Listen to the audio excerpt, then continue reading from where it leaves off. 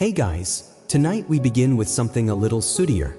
The grimy, gaslit world of Victorian London. A city of grand ambition, industrial marvels, and soul-crushing poverty. This wasn't the London of Sherlock Holmes or Queen Victoria's palace garden parties. This was the London of fog, filth, and foul smells. A place where surviving the day was a small miracle. So, before you get comfortable, take a moment to like the video and subscribe, but only if you genuinely enjoy what I do here. And breathe slowly now. And let your mind wander into the haze of another time. A century and more ago, when the heart of the world's greatest empire beat beneath skies the color of soot, London, a city vast, restless, and alive with endless footsteps. But in the year of our story, the air is not clear. The air itself has weight. It presses upon the chest. It tastes of coal, of smoke, of iron. They called it pea soup fog, a smothering blanket of yellow-gray mist, born from chimneys, furnaces, and factories, mixing with the damp breath of the Thames. The lamps are lit, though it is not yet night. Shadows swell and stretch across the cobbles, as if the city itself wishes to hide from sight. Carriages creak through streets slick with mud and horse dung. Boots splash through puddles laced with ash. Children cough. Mothers pull scarves tighter round their faces. And the men keep walking toward docks, toward factories, toward endless toil. Close your eyes and hear the muffled bells of St. Paul's tolling through the smog. Hear the distant clatter of wheels over stone, the cry of the costermonger, the shrill whistle of the policeman. It is morning in London, but it feels like twilight, and the people move within a half-light world, between shadow and survival. And so begins our journey, not in the halls of power, but in the alleys where the poor live and die. Fog curls around their lives, thick as fate. The city exhales smoke, and its people inhale struggle. Each breath is both survival and surrender. Let us now drift deeper into this fog, for we will walk together through streets where hope and despair cling as tightly as soot to stone. The fog does not lift with the rising of the sun. Instead, it thickens, so that dawn itself seems reluctant to enter London. In the narrow slum alleyways, life begins before the day has properly arrived. A thin cry pierces the mist, a baby's hunger, sharp as winter air. From a doorway made of rotten wood, a woman steps into the chill, a shawl wrapped tightly about her shoulders, her bare feet blackened by mud and soot. The ground is slick, the walls damp with mildew, bricks stacked upon brick, leaning like tired bodies that have carried too many years of strain.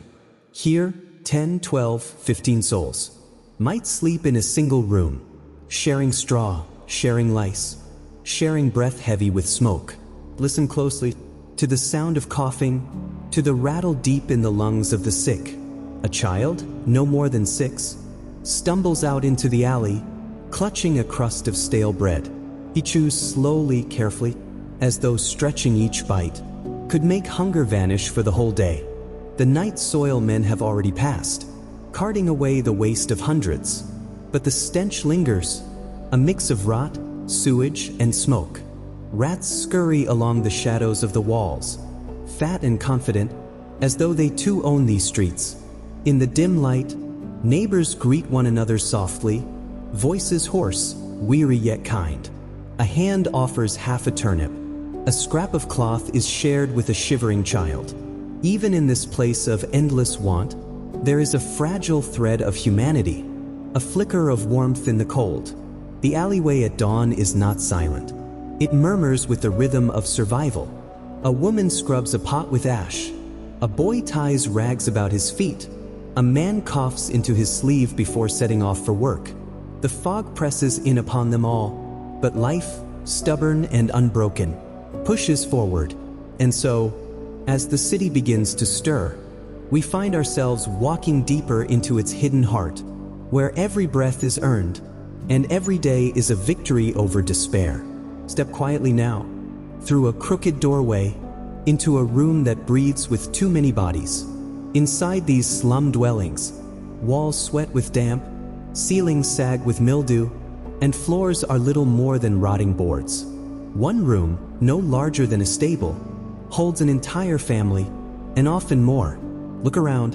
In one corner, a grandmother lies curled beneath a thin blanket, her breath shallow, her face lined with years of toil. Beside her, two children cling together for warmth, their ribs sharp as kindling beneath their skin. On the floor near the hearth, a mother nurses an infant, while her older children stir in restless sleep, dreams broken by coughs that echo through the room. The father returns late, long after the factory's whistle has blown, his clothes black with soot, his hands blistered and raw. He finds no space to rest, so he leans against the wall, head bowed, already half asleep before his boots are unlaced. Here, privacy is a word without meaning. Love, grief, sickness, hunger, all of it is lived out in the same four walls. The crying of one child wakes all. The coughing of one man spreads to many. Air itself is shared, thick with smoke from a small fire that burns scraps of coal and wood scavenged from the streets. Listen to the room, the creak of the floor as someone shifts, the murmur of a lullaby sung in a cracked voice, the steady drip of water leaking through the roof. It is a symphony of survival, harsh, fragile, endlessly repeated. And yet, there is tenderness here. A mother smoothing her child's hair, a father whispering a prayer over those he cannot properly feed. Even in the suffocating closeness of poverty, the flame of care refuses to die. In this one room, we see the city entire. Too many lives pressed into too little space. Too many dreams starved of air. Yet life continues, because it must. Breathe slowly now, and let the air of Victorian London fill your lungs. It does not smell of flowers, nor of clean rain upon stone. It smells of smoke, and of soot. Everywhere, chimneys rise like blackened fingers, scratching at the gray sky. Each one breathes fire and ash, pouring coal dust into the clouds, until day itself becomes another shade of night. Walk down the narrow street, and feel the grit on your tongue. Every breath leaves a trace of black upon the teeth. Every cough rattles with the city's poison. Laundry hung from window to window is never truly white. It darkens within hours, as if the city refuses to allow purity to last. The smoke is more than air. It is presence. It seeps into hair, into skin, into the very pores of those who live here. Children's faces are painted with it, their eyes watering, their lungs never free from its grip. Doctors call it consumption, but to the poor, it is simply life. Listen closely to the coughing chorus that rises from every alley. Men wheeze on their way to work, their bodies bent not only by labor, but by the weight of the air they breathe. Women wipe their children's mouths, hands trembling with fear of another illness they cannot cure. Soot settles upon the bread they eat, the sheets they sleep in, the very dreams they dare to hold. And yet, amid the choking haze, the city moves on. Horses pull their carts through smoke-filled lanes. Shopkeepers sweep soot from their thresholds. Factories roar, their furnaces glowing brighter, feeding the haze with every spark. The smell of smoke and soot is the perfume of empire. It clings to the poor most of all, marking their bodies, marking their fates. And still they walk, they breathe, they endure. So close your eyes and imagine this darkness pressing upon you, not for a moment, but for a lifetime. This was the air of London, a city that could never breathe freely, yet never stopped living. Not with sunlight, but with the dull glow of smoke-dimmed skies. Inside the crowded room, the day begins with hunger. There is no feast waiting on the table, no steaming platters, no golden butter melting upon fresh loaves. Here, breakfast is a thin slice of yesterday's bread, hard as stone, dipped into tea so weak that it is more water than leaf. Children gather round the fire. If there is coal enough to make it burn, they wait, their small hands outstretched, hoping for warmth and for a bite that will fill their bellies, though it never does. A mother cuts the loaf carefully, each portion measured by love and guilt. Her own stomach aches, yet she saves the largest piece for her youngest. The tea is poured, pale, bitter, stretched thin with too much water. The cups are chipped, some are shared, passed from lip to lip without thought. The sound of chewing is slow, measured, reverent almost, for every bite matters. The crust softens in the tea, crumbs float like little islands, and still the children chew with patience, as though prolonging each mouthful might somehow quiet the emptiness inside. Outside the window, a costermonger cries the price of apples. But for this family, apples are a luxury, as rare as silver coins. Bread is survival. Tea is comfort. Together they are enough. Enough to rise, to step back into the fog, to face another day. And so, this is how the morning begins in London's poorest homes. With bread, with weak tea, and with the strength to keep moving through the gray. Close your eyes now and taste the rough crust on your tongue. Feel the steam of the thin tea against your lips. Simple, harsh, yet carried with dignity. This was breakfast for the countless forgotten lives of Victorian London. Morning has hardly begun, yet already a child disappears into the shadows of soot. He is small enough that his bones can bend, small enough that he can squeeze through the narrow black throat of a chimney.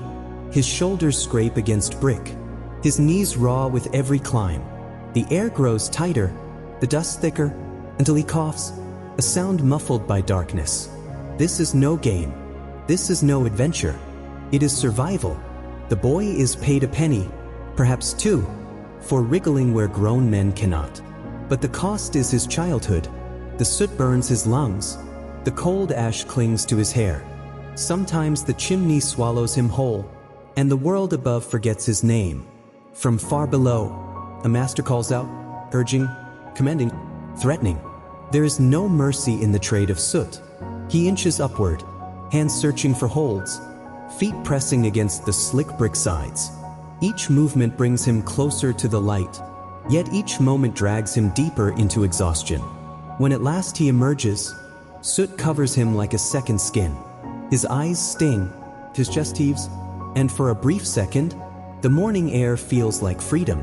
But already, another chimney waits, and another, and another. In the alleys of Victorian London, childhood often ended before it began. Here, childhood was sold for pennies, and a body small enough to crawl into fire's hollow throat. Close your eyes, and imagine the weight of soot upon your skin, the scrape of brick against your arms. This was the life of the chimney sweeper, a child of the city, lost in the smoke. Step quietly into the belly of the city, where iron and smoke roar louder than any bell. Here in the factory, a young girl works before the sun has fully risen, and she will not leave until it has set. Her fingers are red and cracked from constant labor, her palms raw from gripping levers and spindles. Steam rises from machines like ghostly fingers, and the heat wraps around her body, as tightly as her tattered clothes. The air is thick with cotton dust, and it clings to her lungs, making each breath a battle. The clatter of looms is deafening, pounding into ears that have never known silence. Every step she takes is measured, careful, yet even the smallest mistake can bring punishment, a lash, a shout, a reprimand from a foreman whose eyes see her not as a child, but as an extension of the machine itself. She steals glances at the clock, counting the hours with fingers stiff and aching. Lunch is a small piece of bread, perhaps with a thin smear of cheese, eaten standing, leaning against a conveyor belt. No laughter, no games, only the ceaseless hum of work, the rhythm of labor echoing in her chest. Outside, the city continues unaware. Smoke curls over rooftops, and in alleys children play, briefly, while she keeps her hands moving. When the whistle finally blows, she stumbles from the factory doors, muscles trembling, eyes heavy with exhaustion. Her walk home is slow, through streets gray with soot, past markets closing, past the distant cries of other children who have endured their own day of toil. Yet, even in this relentless work, there is a quiet endurance, a stubborn heartbeat that refuses to be broken. Each day survived is a small victory. Each step forward is a claim to life. In a city determined to crush it, close your eyes and feel the weight of the machines, the endless hum in your bones. This was the life of the factory girl. Small, exhausted, yet utterly unbroken. Listen closely now to the heartbeat of London's factories. A rhythm not of nature, but of iron and fire. The floors are black with coal dust, and it coats everything it touches: hands, faces, hair, lungs, hearts. Machines rise like mechanical giants, their wheels grinding, pistons thundering, as though the very earth trembles beneath their weight. Men and women, children too, move alongside the machines, their bodies bent, their backs arched against the strain. A single misstep can bring a hand crushed, a life ended, without a whisper of remorse. The air burns with heat, the smell of smoke and coal heavy in the nostrils. Sparks leap from machinery, catching the black dust and turning it into a fleeting, fiery rain. Every worker knows the danger, yet every worker knows no choice. A boy tends the gears, his eyes wide, heart hammering in time with the pistons. A woman stokes the furnace, her arms sore, her fingers blistered, yet she moves with relentless determination, fueling the machines that consume her hours, her youth, her life. The factory is a world apart, a cathedral of industry, where devotion is measured not in prayer, but in labor hours and sweat, in the silent endurance of those who feed the city with their toil. And still there is beauty here, in the courage it takes to survive, in the rhythm of bodies and machines moving together, in the stubborn persistence of human spirit, even amidst iron and coal. Close your eyes and imagine the warmth of the furnace, the smell of coal in the air, the endless thrum of the machines. This was the life of London's working poor, a life of smoke, of grit, and of quiet, unyielding strength. The morning light struggles through layers of fog, falling on narrow streets where women carry the weight of the day before it even begins. A mother bends over a wooden tub, scrubbing clothes with coarse soap and aching hands. Water, lukewarm and murky, foams around her fingers. Each garment is washed and rinsed, a ritual of survival rather than pride. Her children run barefoot nearby, chasing one another through puddles of soot and mud, their laughter fleeting, fragile in the fog-laden air. She pauses to catch her breath, wiping sweat and grime from her forehead, then returns to the rhythm of ringing, dipping, and beating. The laundry line stretches across the alley, clothes clinging to ropes like small lives hanging in balance. Every fold, every cloth, tells a story of scarcity, damp, tattered, patched beyond recognition, yet necessary, clean enough to endure another day. Behind her, chimneys puff thick smoke, and the factory whistles call workers to begin their shifts. The streets hum with the constant pulse of labor. Children crying, carts rolling, merchants shouting, women calling to neighbors, all moving within the tight maze of the slums. Even in this harshness, there is a quiet persistence. The mother straightens, ties her apron tightly, and continues her task, the weight of duty and love intertwined, her small gestures sustaining her family against the constant pressures of hunger, illness, and toil. In the crowded rooms and damp alleys of London, a quiet enemy moves unseen. Tuberculosis, they call it, a disease that creeps slowly, stealing strength, appetite, and breath. A child coughs in a corner, his chest heaving with each labored inhale. A mother watches, helpless, her hands trembling as she brushes back damp hair from a fevered forehead. The air is thick with dust, coal smoke, and the faint smell of decay. It clings to walls, to clothing, to skin, passing from one person to the next, with the inevitability of fog rolling through the streets. Doctors offer little more than advice and hope.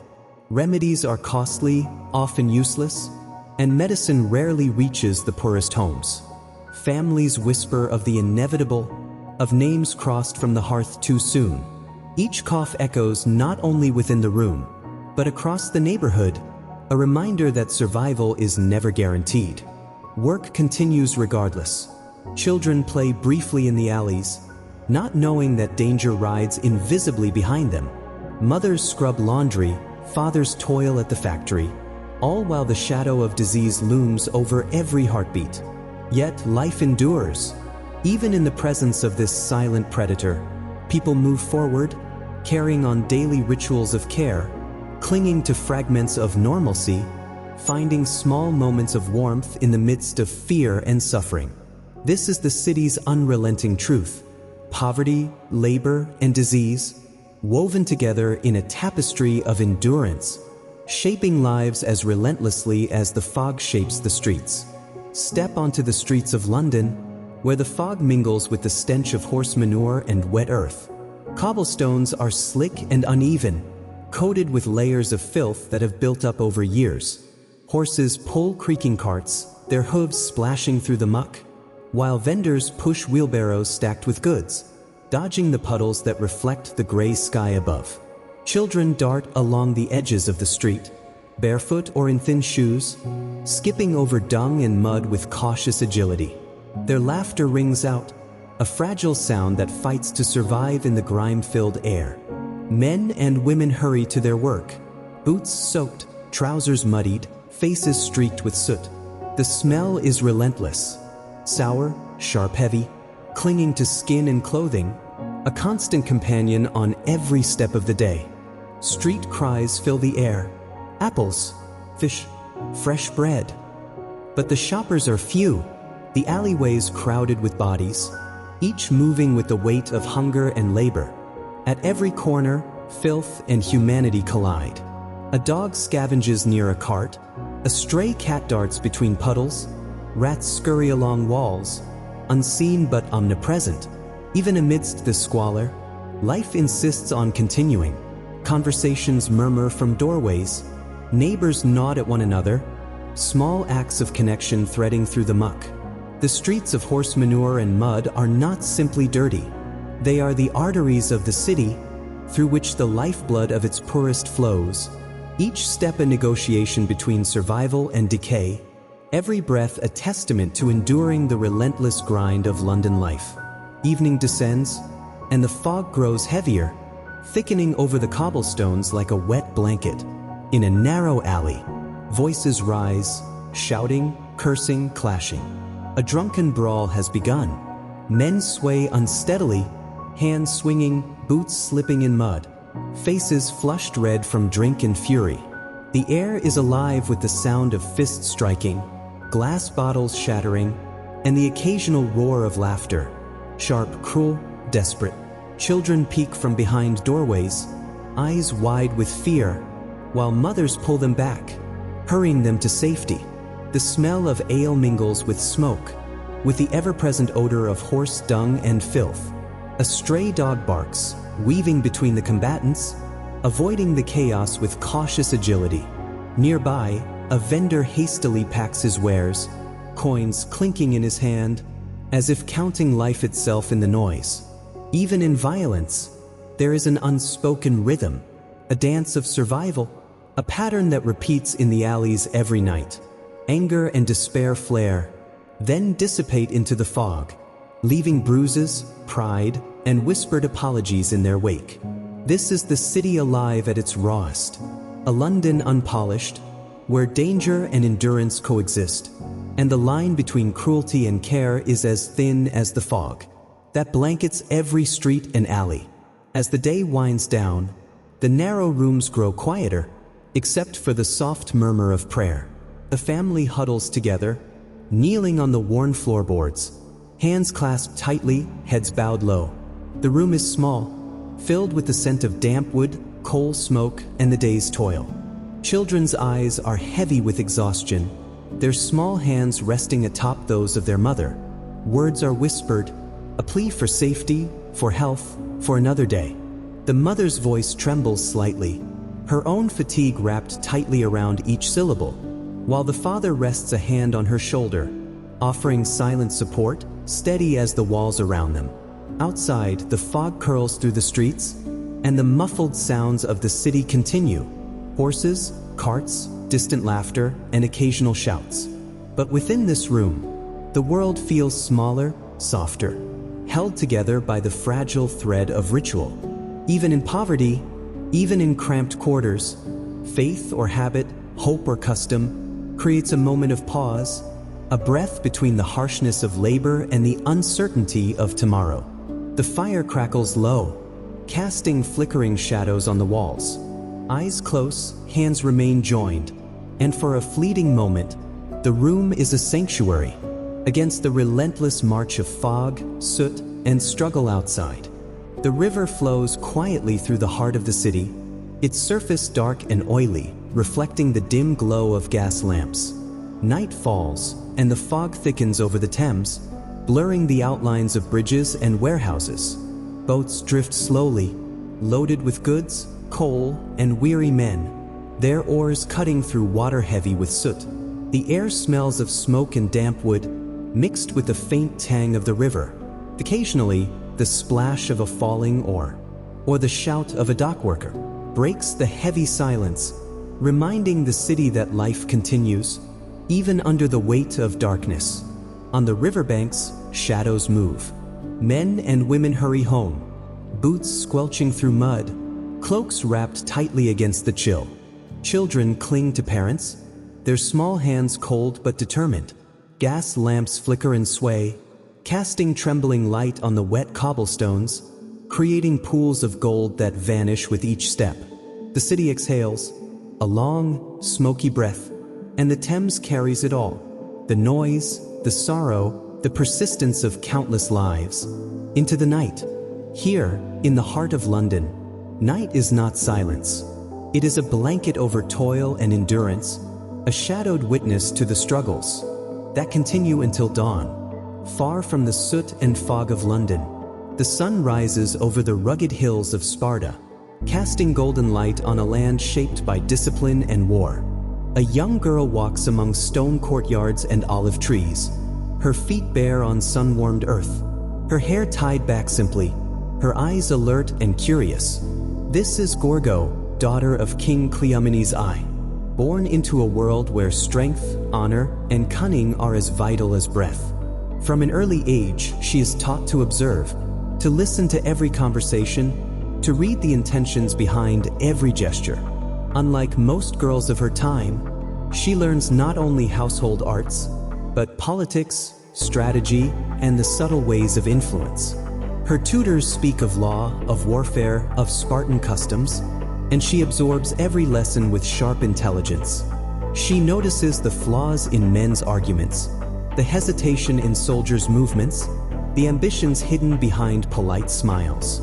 Even as a child, Gorgo demonstrates courage. When a bribe is offered to her father's court, she quietly reports it, alerting the men around her to deception that could threaten the city's stability. Her family begins to see her not merely as a daughter, but as a mind capable of shaping Sparta's future. Amid the training and lessons, she plays like any child, but her games are tests of strategy, mock battles where she leads imaginary armies, her voice commanding, her presence unmistakable. In these formative years, Gorgo learns that survival in Sparta is not simply physical. It is mental, moral, and political. She learns that influence can be more powerful than swords, and that the respect of others must be earned, often before one is old enough to stand among them. Thus, in the sunlit courtyards of Sparta, a young girl begins to grow into a queen, her mind sharp, her spirit resilient, her destiny quietly taking shape. In a world where only the strongest and the cleverest endure, the sun climbs higher over Sparta, and the young Gorgo begins her lessons in earnest. She trains not only the body, but the mind. Tutors guide her through rhetoric and philosophy, teaching her the laws of the city, the strategies of battle, and the art of persuasion. Her body is conditioned to endure, running across sun-baked courtyards, lifting stones heavier than herself. Her limbs grow strong, her posture proud, her gaze steady and unflinching. In the evenings, she studies by the light of oil lamps.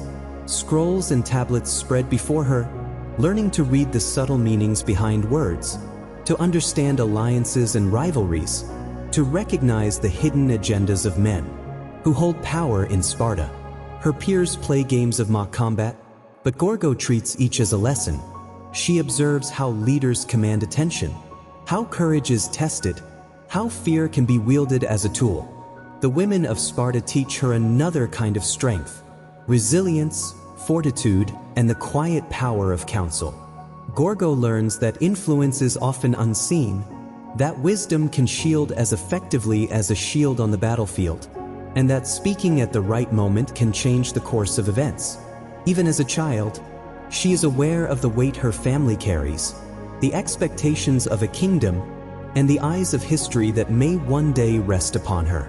With each lesson, each test of body and mind, Gorgo grows not just into a Spartan woman, but into a future queen whose intellect and courage will leave an enduring mark on the city-state. In the sun-drenched courtyards of Sparta, a moment unfolds that will shape the future of the city-state. Gorgo, now a young woman of keen mind and steady bearing, meets Leonidas, a warrior whose reputation for courage and discipline precedes him. Their eyes meet across the gathering, and there is an unspoken recognition, a shared understanding of duty, of honor, of strength. Leonidas speaks sparingly, each word measured, deliberate. Gorgo listens, her mind alert, not only hearing his speech, but sensing the convictions beneath it, the courage and restraint that define him. They walk together through olive groves and stone pathways, discussing matters of strategy, governance, and Spartan ideals. Even in these early encounters, Gorgo asserts her intelligence and wit, challenging him gently, yet firmly, and earning his respect in turn. Their partnership begins not in romance, but in recognition. Two minds and spirits attuned to the responsibilities of their city and its people. It is a meeting of equals, a merging of intellect, courage, and vision. Through shared counsel and quiet understanding, they begin to see the shape of what their union might achieve. Gorgo learns that her voice matters, that her insight can guide as powerfully as any sword, and Leonidas sees that strength alone is not enough. Wisdom, loyalty, and discernment are equally vital. Thus, in the warm light of Sparta, two futures intertwine, and a queen and king begin their path together, their bond forged in mutual respect, and a shared commitment to the ideals of their city-state. The union of Gorgo and Leonidas is more than ceremony. It is a convergence of minds, of purpose, of destiny. In a hall lined with Spartan shields and stone walls, the couple stands before family and council. The ritual is brief, precise, reflecting the Spartan ideal that formality serves function, not spectacle. From the beginning, their partnership is defined by mutual respect. Gorgo's counsel is sought in matters of diplomacy, her insight into political maneuvering valued by Leonidas. She observes, advises, and challenges, ensuring that each decision is weighed with both courage and prudence. Leonidas, the warrior, trusts her judgment, knowing that battles are won not only on the field, but through foresight, negotiation, and strategy. Together, they navigate the complex dynamics of Spartan society, balancing tradition with innovation, ritual with necessity, and power with responsibility. Even amidst preparations for war, or discussions of alliances and rivalries, their dialogue is constant, a steady exchange of ideas and concerns, binding them not only as husband and wife, but as co-leaders of their city. Gorgo's intelligence, courage, and keen observation make her a partner whose influence shapes Sparta quietly but profoundly. Through her guidance, Leonidas learns to temper his decisiveness with wisdom and perspective, and through him, Gorgo understands the weight of command and the burdens of leadership. Their marriage becomes a model of Spartan ideals: strength, honor, discipline, and shared responsibility. It is a bond forged not by passion alone, but by the understanding that the future of their people depends upon their unity, their foresight, and their unwavering commitment to each other and the city they serve. The sun rises over Sparta, but the shadow of distant armies stretches across the horizon. Gorgo stands beside Leonidas, her posture calm, her gaze steady. As reports arrive of Persian movements, their numbers vast, their ambitions clear. She speaks with measured urgency, her words precise, her insight sharpened by observation. The city's strength lies not only in our soldiers, but in the will of our people and in the choices we make before battle begins. Strategy, alliances, and foresight will determine whether Sparta endures or falls. Leonidas listens, absorbing her counsel. He trusts her judgment, knowing her mind discerns danger that even generals may overlook. Together, they analyze the terrain, weighing risks and opportunities, anticipating the enemy's moves. Gorgo's influence is quiet but undeniable. She advises not from fear, but from calculation, balancing loyalty with practicality, caution with courage. Her words shape not only military decisions, but the morale and unity of the city. Through this exchange, it becomes clear: Gorgo is not a passive observer. She is a strategist in her own right, a voice of reason, a guardian of Spartan ideals. Her foresight strengthens Leonidas, and her presence ensures that Sparta's response to the Persian threat is measured, deliberate, and resilient. In the halls of Sparta, as the city prepares for war, a queen's wisdom echoes beside the king's command, binding intellect and courage into a force that will define the destiny of their people. Within the stone walls of the council chamber, Sparta's leaders gather, voices low, eyes sharp, minds sharper. The air is tense with unspoken ambitions, alliances shifting like sand beneath their feet. Leonidas stands among them, firm and commanding, yet he does not act alone. Gorgo's counsel is present, whispered behind closed doors, her insights guiding his decisions, as subtly and surely as the river shapes the land. A proposal is raised, an offer from neighboring cities, an attempt to sway Spartan loyalty. Some men speak with conviction, others with hesitation or hidden intent. Gorgo listens carefully, detecting nuance in tone, sensing deception beneath the surface. Her advice is measured. Consider the long view, not the immediate gain. Honor and duty must guide our response. The city's unity is fragile. A misstep can unravel everything. Leonidas heeds her words. He asks questions, weighs motives, balances the council's conflicting voices. Through this dialogue, the city's strategy begins to take shape, not only in preparation for war, but in the preservation of Spartan ideals, of law, honor, and discipline. Even amidst political intrigue, Gorgo's presence is a stabilizing force. Her intellect tempers ambition, her foresight prevents hasty decisions, and her courage ensures that the voice of wisdom is never drowned by clamor or ego. In these chambers of stone and shadow, the fate of Sparta is quietly forged, not by swords alone, but by strategy, insight, and the delicate balance of power. And in this shaping of destiny, a queen's influence is as potent as the mightiest phalanx on the battlefield. Far from the disciplined hills of Sparta, across deserts of ochre and gold, rise the Umayyad desert castles, their stone walls shimmering in the relentless sun. Qusayr Amra stands alone amidst sand and sparse vegetation, its architecture a testament to vision and power. Arches stretch gracefully, frescoes decorate interior walls, and the bathhouse steams quietly in the heat, a sanctuary of leisure and ceremony in the harsh desert. Within these walls, the Umayyads manifest authority not through conquest alone, but through refinement, culture, and the ability to transform the land itself. Roman columns, Byzantine mosaics, and Persian decorative motifs blend seamlessly with Islamic aesthetics, creating spaces both functional and symbolic. Music, conversation, and diplomacy once filled these halls. The rulers and their guests moved among frescoes depicting hunting scenes, celestial symbols, and distant lands, reminding all who entered that power is measured as much by sophistication as by force. The desert itself becomes a canvas, fortified yet inviting, a controlled environment where the ruler's taste and intellect leave a permanent mark on the harsh landscape. Even in isolation, the castles assert influence over travelers, merchants, and neighboring tribes, a statement that the Umayyad presence is both enduring and transcendent. Qusr Amra is more than stone and plaster. It is a symbol of fusion, where politics, art, and environment intersect, revealing a civilization capable of elegance and authority.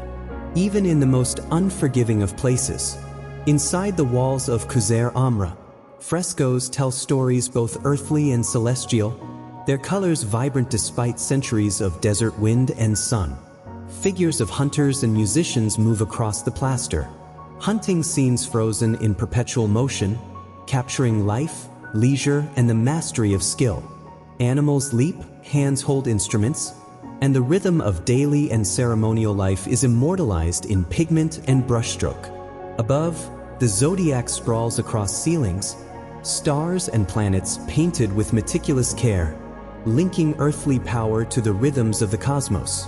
The Umayyads, seated in this chamber, would have looked upward, aware of their place in both the human and celestial order. The art defies assumptions of simplicity or uniformity. Human figures, animals, and even mythic symbols mingle with geometric patterns, revealing a culture confident enough to explore diversity within its artistic expression. The frescoes are reminders that civilization is not merely survival, but also observation, interpretation, and celebration. Visitors and courtiers alike would have moved through these rooms, their footsteps echoing against decorated walls, witnessing power expressed through creativity, elegance, and intellect. Qusr Amra is not only a retreat, it is a statement of understanding. That mastery of life involves both governance and beauty, both strength and the awareness of the heavens above. Even now, centuries later, the frescoes whisper of a civilization that sought to harmonize the earthly and the cosmic, to leave behind a legacy of art and knowledge, etched into stone, enduring in the endless desert light. Within the stone walls of the desert castles, the bathhouses stand as quiet centers of ritual and respite. Steam rises from pools of warm water, filling the air with moisture that softens the harshness of the desert heat. Visitors and residents move between chambers, washed, refreshed, and renewed, their conversations mingling with the gentle lap of water. The bathhouses are more than places of hygiene. They are spaces of diplomacy and reflection, where ideas are exchanged as freely as water flows. Rulers discuss alliances, trade, and governance, while attendants ensure that luxury and comfort remain uninterrupted. In the halls and corridors, daily life unfolds. Servants carry baskets of fresh food, musicians practice melodies that will accompany evening gatherings, and courtiers observe the art, drawing inspiration from frescoes that line the walls. Even amidst leisure, there is purpose. The Umayyads understand that strength is cultivated not only in battle, but in observation, hospitality, and the cultivation of knowledge. Each bathhouse, each courtyard, each frescoed room is part of a carefully orchestrated statement of power, culture, and sophistication. In these quiet, scented chambers, life continues with rhythm and ritual, a harmony of daily necessity and cultivated elegance, revealing that even in the unforgiving desert, humanity thrives when care, artistry, and structure converge. The desert stretches endlessly, a vast expanse of sand and rock. Yet amidst this arid emptiness, the Umayyad castles rise with deliberate purpose. Qusr al-Harana, Qusr al-Mashata, Qusr Amra, each structure positioned with thought, overlooking trade routes, water sources, and hidden valleys.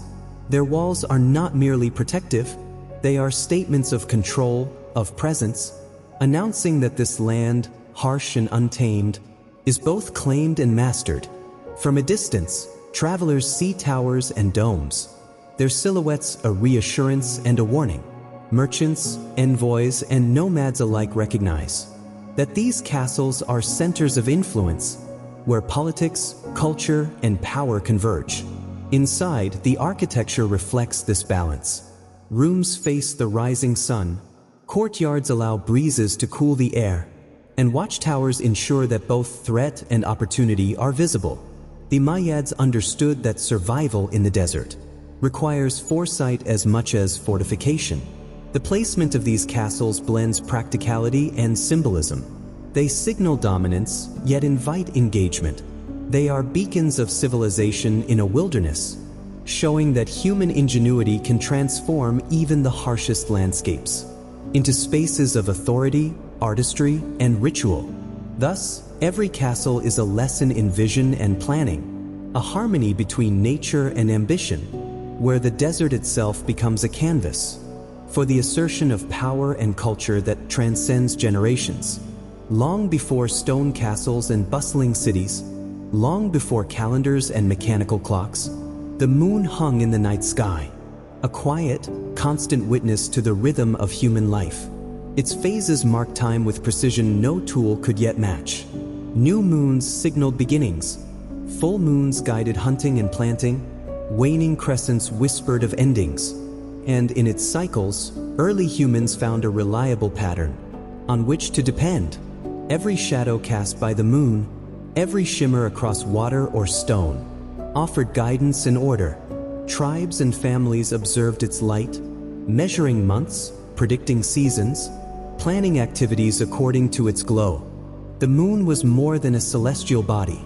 It was a keeper of rhythm, a silent tutor in patience and observation, teaching humanity that life itself unfolds in cycles, that survival and ritual are intertwined with the predictable patterns of nature. Even in the quietest moments of night, when firelight dances on faces and the wind sighs through trees, humans have looked upward, tracking, understanding, and harmonizing with the celestial pulse. It is the first clock, a guide for action and reflection, and a reminder that even in darkness, order and timing exist beyond human control. With the moon as their guide, early humans began to structure life in harmony with its cycles. Simple marks on bones, notches in wood, or arrangements of stones became early calendars, tracking the waxing and waning of lunar light. These were not tools of abstraction, but instruments of survival, knowing when to hunt, when to plant, when to gather, and when to honor the unseen forces that governed their world. Rituals arose naturally from observation. Communities gathered at full moons to celebrate, to give thanks for sustenance, to predict the rains and seasons that would sustain them. Songs and chants echoed across the land, marking time not as numbers, but as lived experience intertwined with celestial rhythm. The moon's consistent presence offered more than guidance. It was a connection to continuity, a reminder that life unfolds in cycles, and that each generation is linked to those who came before and those who will follow. Even in the coldest nights or harshest landscapes, the moon illuminated the pattern of existence, allowing early societies to synchronize their actions, their beliefs, and their celebrations with a force greater than themselves, quiet, constant, and enduring. As humans settled into villages and fields, the moon's quiet guidance proved insufficient for the demands of agriculture. The sun became a new master of time, its daily journey across the sky a reliable measure for planting and harvest. In Egypt, priests observed the rising of Sirius, marking the annual flood of the Nile, while in Mesopotamia, civilizations charted solstices and equinoxes, linking solar patterns to ceremonies, taxation, and governance. Stone monuments, aligned with shadows, recorded these celestial events with astonishing precision, allowing societies to organize labor, festivals, and survival itself. Solar calendars were more than tools, they were symbols. They connected rulers with the rhythms of the cosmos, linking human authority to celestial order. Time became a mechanism of power, each calendar a declaration that civilization itself was measured, predictable, and under control. The sun marked days, months, and seasons, but it also marked culture. Festivals, harvests, and rituals followed its arc. binding communities together in shared observation and action. Through the solar calendar, humanity learned to live not only with nature, but in dialogue with it, drawing structure, meaning, and continuity from the movements of the heavens.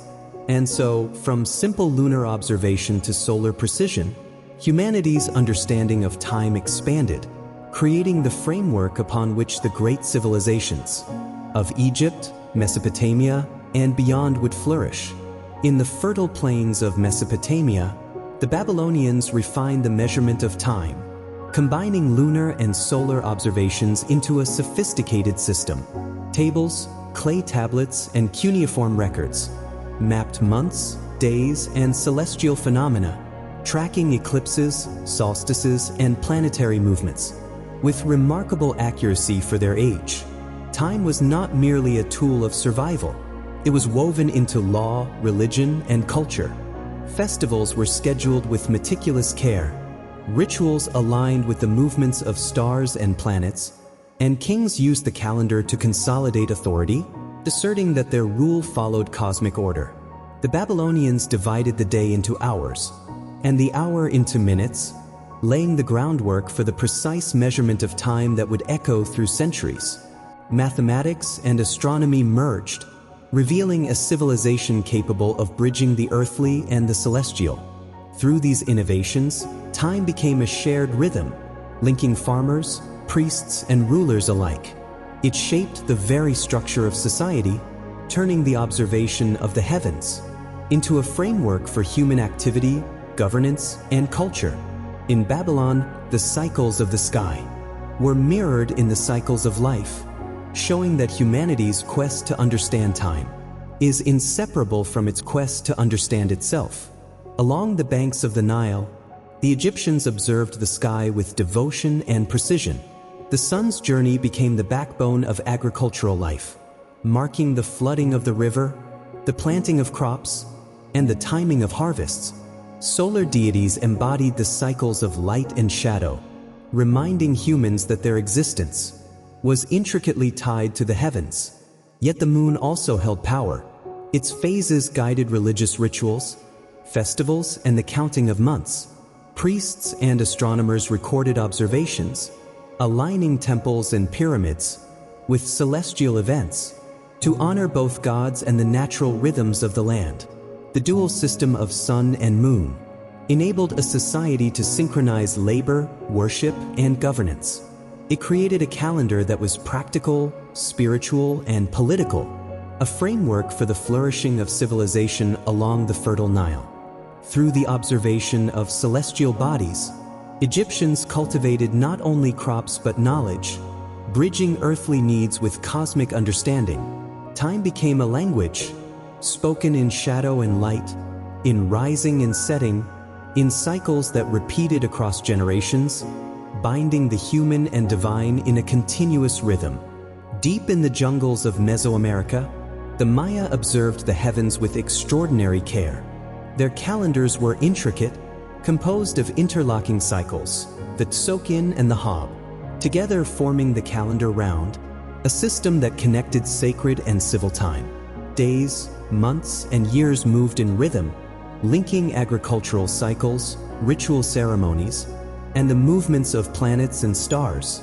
Priests recorded omens, eclipses, and solstices, deciphering patterns that guided kings and communities alike. Time was more than measurement, it was a sacred order, a bridge between humanity and the cosmos. Observatories and temples aligned with celestial events, casting shadows and light that marked the passage of days and seasons. Through observation, prediction, and ceremony, the Maya cultivated knowledge and power, demonstrating that understanding time is inseparable from understanding life itself. In the dense canopy and under the endless sky, the Maya read the rhythm of the universe, turning celestial patterns into the foundation of culture, ritual, and continuity across generations. In the heart of the Roman Empire, time became both a practical tool and a statement of order. Julius Caesar, guided by astronomers, reformed the calendar to align the year with the solar cycle.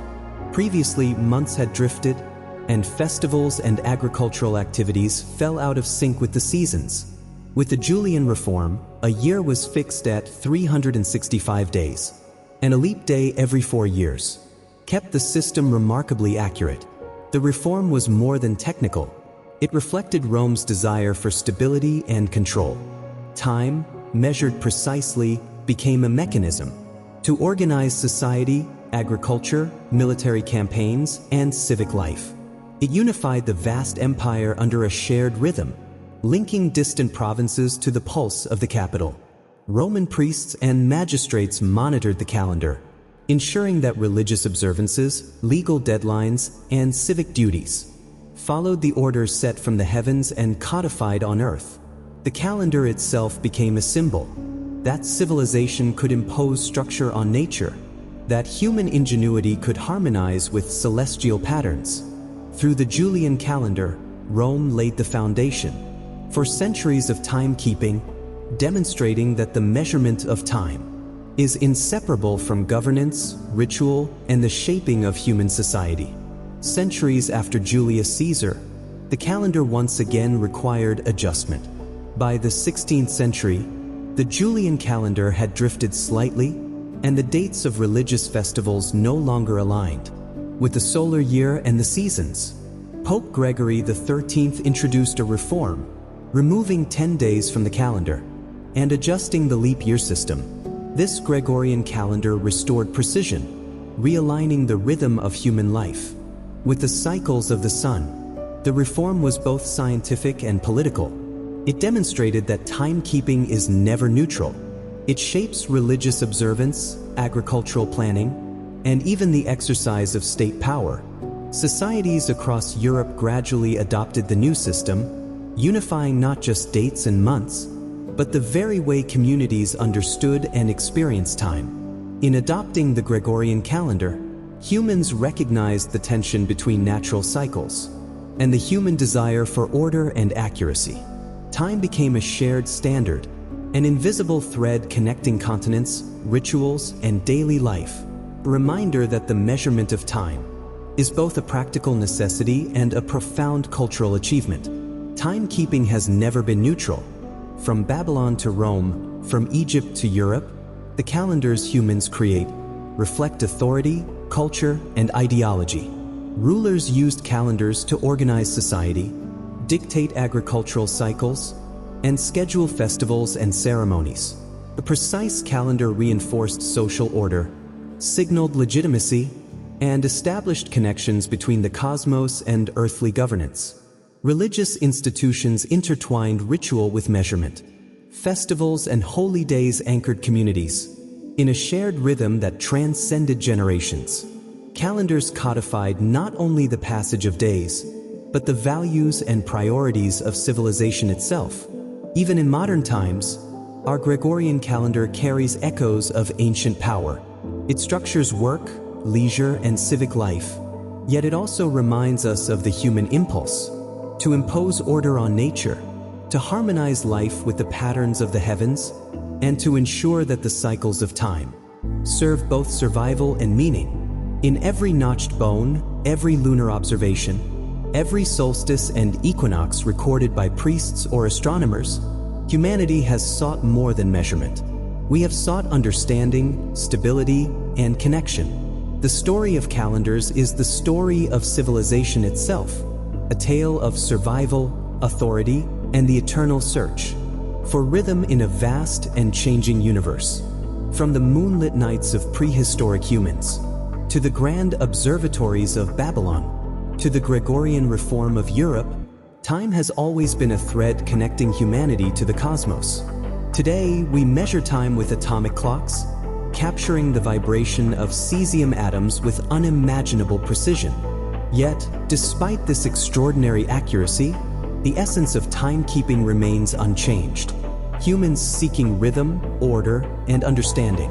In the vastness of the universe, ancient observations, once carved on stone or recorded in clay, laid the foundation for modern science. The cycles of the sun and moon, the movements of planets, and the passage of seasons all contributed to the conceptual frameworks that now guide technology, navigation, and daily life. Even as we live by seconds and milliseconds, our lives are still influenced by the patterns discovered by those who watched the skies long before us. Calendars, clocks, and celestial observation remain bridges between the human and the cosmic, reminding us that, across millennia, we are connected by a shared rhythm of existence, a longing to measure, understand, and harmonize with the eternal cycles of the universe. Across continents and centuries, rituals have anchored human life in time. From the lunar ceremonies of prehistoric communities to the sun festivals of ancient Egypt, from Babylonian temple observances to Mayan calendar rites, humans have sought meaning and order through shared practice. Rituals mark beginnings and endings, celebrations and remembrances, births, harvests, and celestial events. They connect individuals to their community, linking daily life to cycles beyond human control.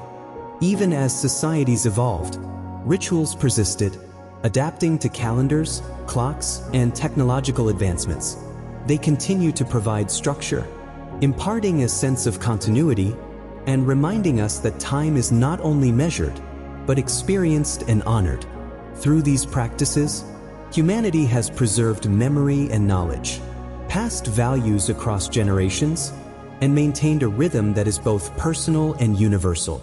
In every song, ceremony, and observance, we hear the echo of ancestors who looked to the sky and earth for guidance, finding patterns that shaped not only their survival, but their understanding of life itself. Timekeeping has always been deeply intertwined with survival.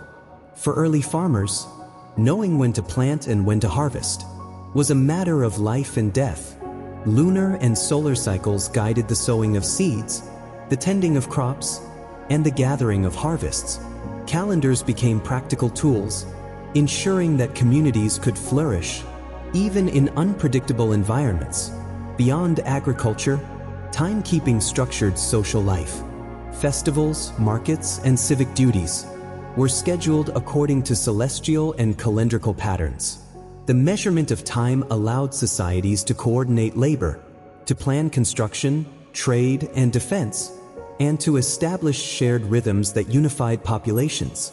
As civilizations advanced, the precision of calendars and clocks reflected the sophistication of culture. Time became a tool of governance, a symbol of order, and a framework within which humans could shape their environment. In every grain planted, every ceremony observed, time guided action, culture, and continuity. Through this enduring relationship between humans and time, society learned that to live in harmony with nature, to build communities and civilizations, requires not just observation, but measurement, not just survival, but foresight. Knowledge of time traveled as humans traveled, carried along trade routes, rivers, and desert paths. Babylonian, Egyptian, and Mayan observations did not remain isolated. They influenced neighboring cultures, shaping calendars, festivals, and agricultural practices. Far beyond their points of origin, merchants and travelers shared techniques, priests and scholars exchanged observations, and rulers adopted systems that reinforced their authority. Mathematical methods, astronomical calculations, and ceremonial schedules spread across continents, creating a web of interconnected civilizations, all guided by the cycles of the sun, moon, and stars. Timekeeping became both a practical necessity and a shared culture. It enabled collaboration, trade, and diplomacy. It ensured that disparate peoples could communicate, coordinate, and align their lives with predictable patterns of nature. Across deserts, rivers, and mountains, the movement of calendars and clocks demonstrates that humanity's quest to measure time is a universal pursuit. It is a pursuit not confined by borders, but shared across generations, a testament to human curiosity, ingenuity, and the desire for order. From the earliest societies to the great civilizations, religion and time have always been intertwined. Calendars dictated the rhythm of worship, marking festivals, holy days, and sacred cycles. Priests observed celestial events, solstices, equinoxes, lunar phases, and aligned rituals to honor gods, spirits, or cosmic forces. In Egypt, temples were oriented to the rising sun. In Mesopotamia, festivals followed lunar months. And in Mesoamerica, astronomical observations guided ceremonies for kings and communities alike. Timekeeping provided structure for devotion, ensuring that celebrations were synchronized, that communities gathered in harmony, and that human action reflected cosmic order. Even as calendars became more precise, the connection between ritual and celestial rhythm endured. Religious observances remained not just symbolic, but functional, teaching society to live in accordance with nature, to measure life by the cycles of the heavens, and to recognize that time itself is sacred.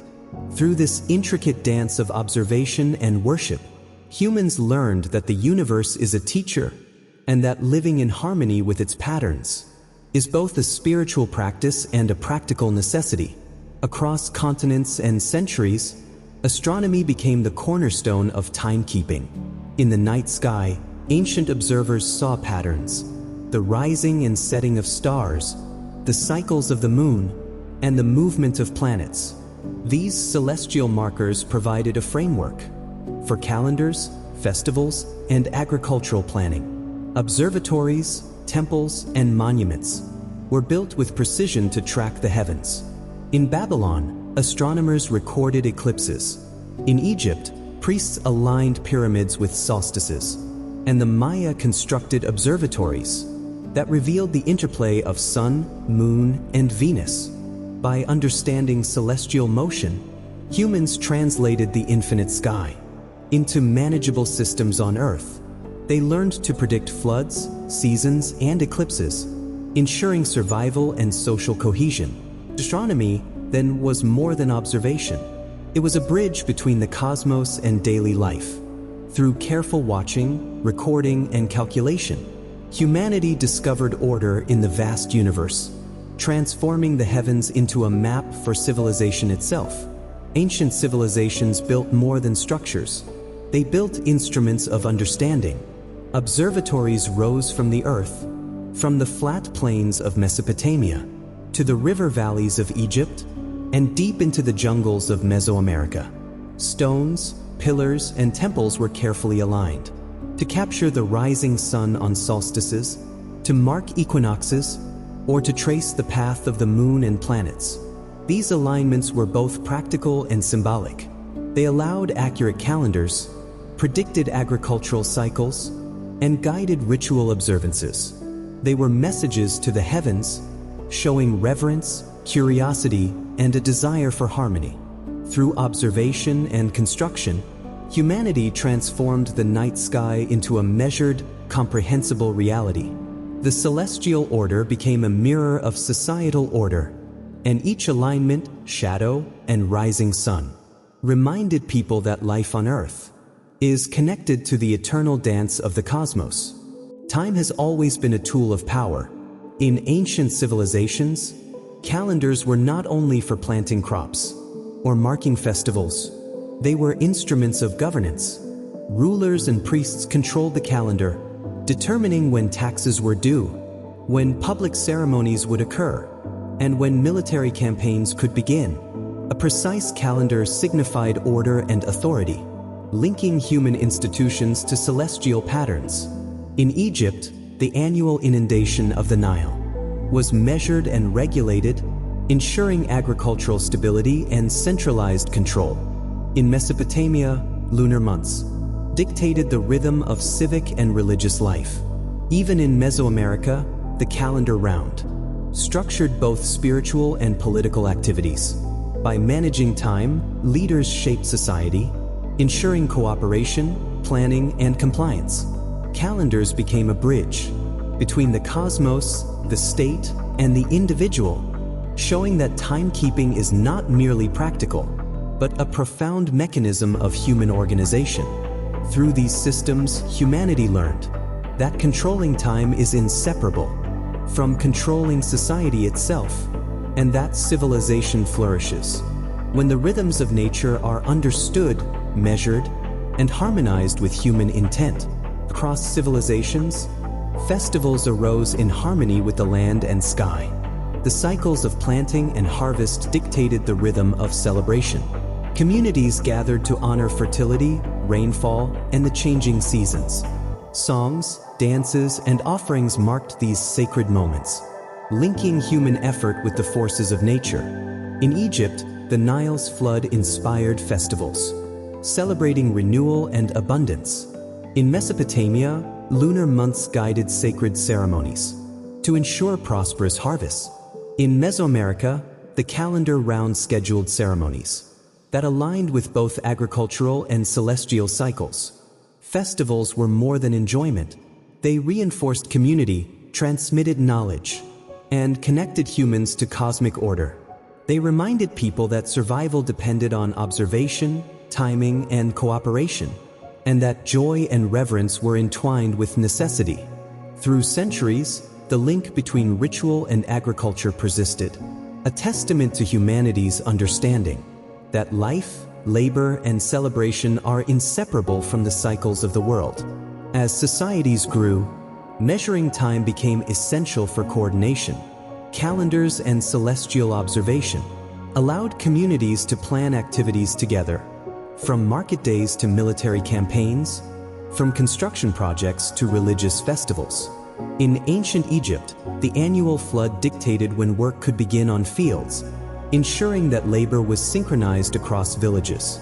In Mesopotamia, lunar months structured civic and ceremonial life, aligning priests, farmers, and rulers in shared rhythms.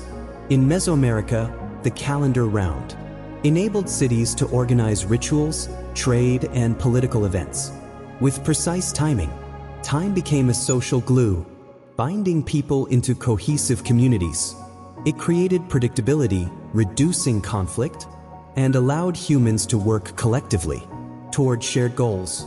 Through observation, measurement, and calculation, humans learned that life itself depends on a delicate balance between individual action and collective timing. Timekeeping, therefore, was not merely practical. It was a cornerstone of civilization, a rhythm that shaped both culture and society. For millennia, humans relied on the sun, moon, and stars to measure the passage of time. But in medieval Europe, mechanical clocks emerged, transforming how people experienced hours and minutes. Gears, weights, and escapements allowed the creation of devices that marked regular intervals, independent of celestial observation. Town squares filled with the ticking of large tower clocks, sounding bells that regulated daily life. From work to worship, from markets to public gatherings, mechanical clocks were more than tools. They were symbols of human ingenuity. They represented control over nature, a precision once reserved for the heavens. Time became tangible, audible, and communal, binding society together through rhythm and regularity. The invention of mechanical clocks marked a shift in perception. Humans were no longer entirely subject to natural cycles, but could shape, divide, and govern time itself, laying the foundation for the structured, modern world we know today. With the rise of mechanical clocks, society's rhythm changed profoundly. Hours were divided, minutes tracked, and the sound of bells marked labor, worship, and communal activity. Villages, towns, and cities now shared a common cadence, synchronizing work, trade, and public life. Clocks structured the day, dictating when markets opened, when schools convened, and when citizens observed religious rituals. Time became a public commodity, measured, monitored, and widely understood. This newfound precision extended beyond society into culture and governance. Rulers and guilds relied on clocks to enforce schedules, coordinate labor, and organize events. Time no longer belonged solely to nature. It was a shared resource, a framework around which life could unfold. Through this transformation, humanity discovered that measuring time precisely not only guides survival, but also shapes the very fabric of social order.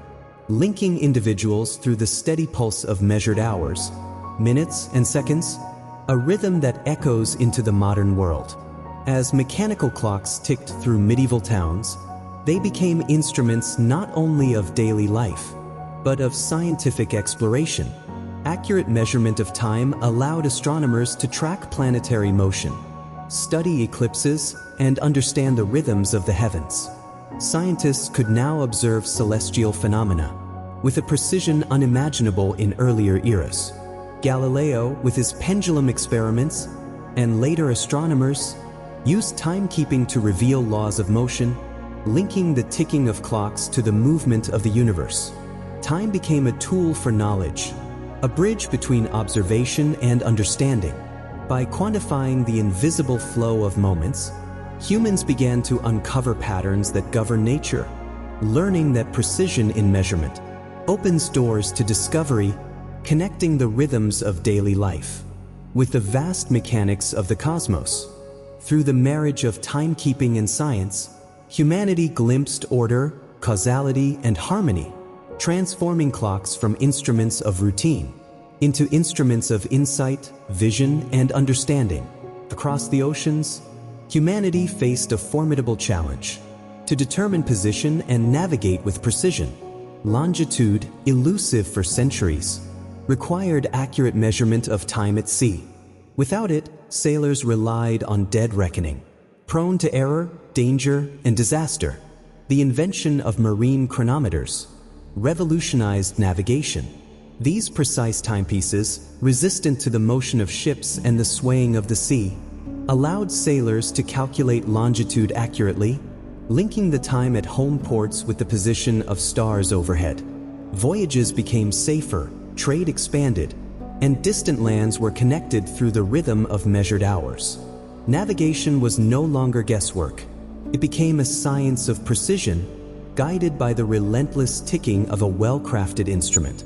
Through marine chronometers, humans transformed oceans from barriers into pathways, demonstrating that the mastery of time is inseparable from exploration, discovery, and the expansion of civilization. As the world transformed in the Industrial Revolution, time became a tool of productivity and efficiency.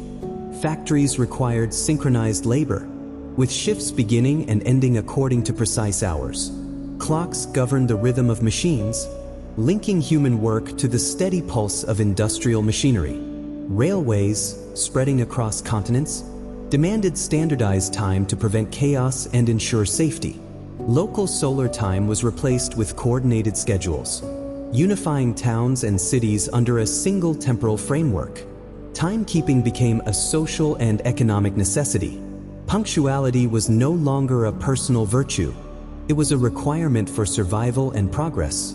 Communities learned to live by the clock, as minutes and seconds dictated production, travel, and communication. Through industrialization, humans realized that precise time measurement could amplify productivity, coordinate societies, and transform the very pace of life itself.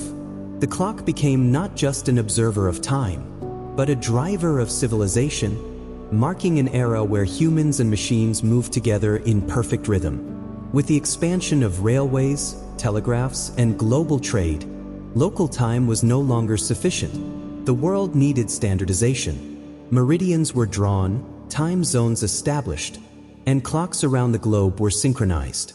Standard time allowed trains to run safely, messages to travel swiftly, and commerce to operate efficiently.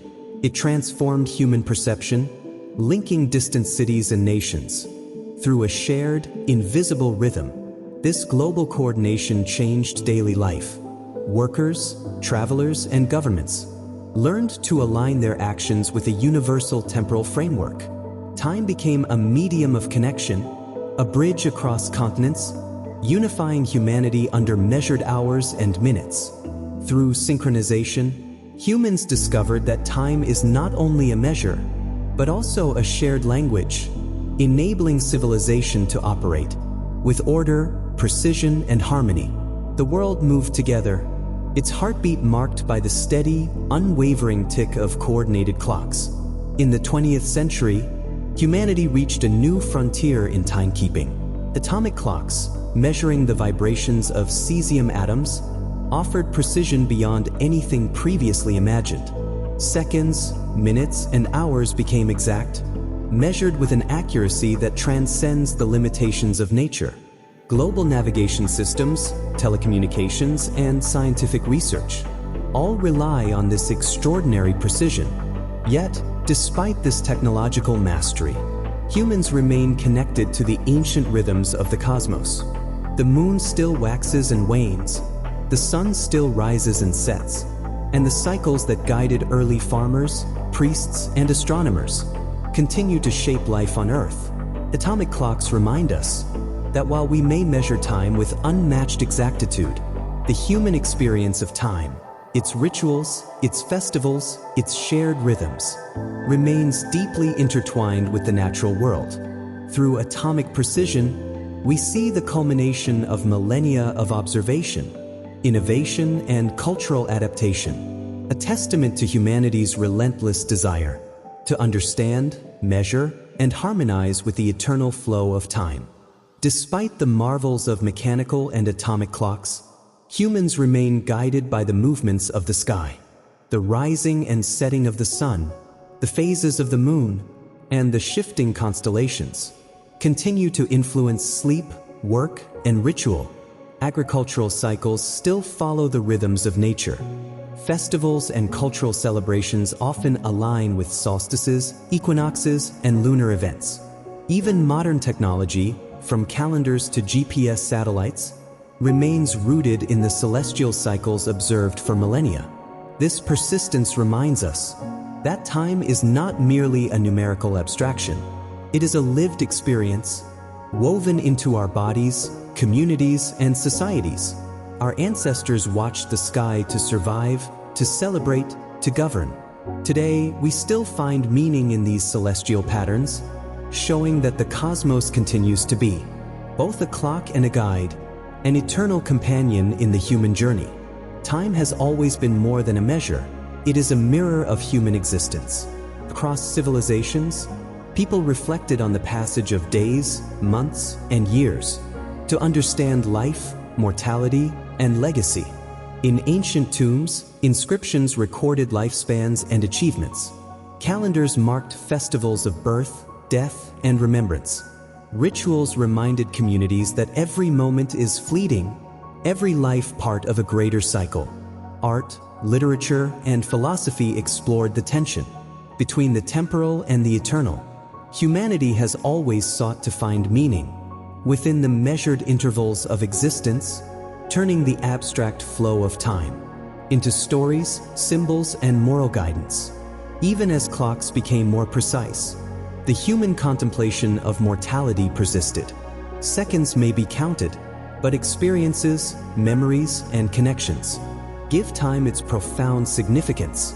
Through reflection, ceremony, and remembrance, humans have always sought to align their lives with both the eternal cosmos and the fleeting moments of their own existence, honoring the delicate balance between permanence and impermanence. Humans have long pondered time, not merely as a sequence of moments, but as a profound concept shaping thought, morality, and creativity. Philosophers reflected on the nature of past, present, and future, asking whether time flows objectively or is a product of perception. In literature, time became a canvas, painting stories of love, loss, triumph, and decay.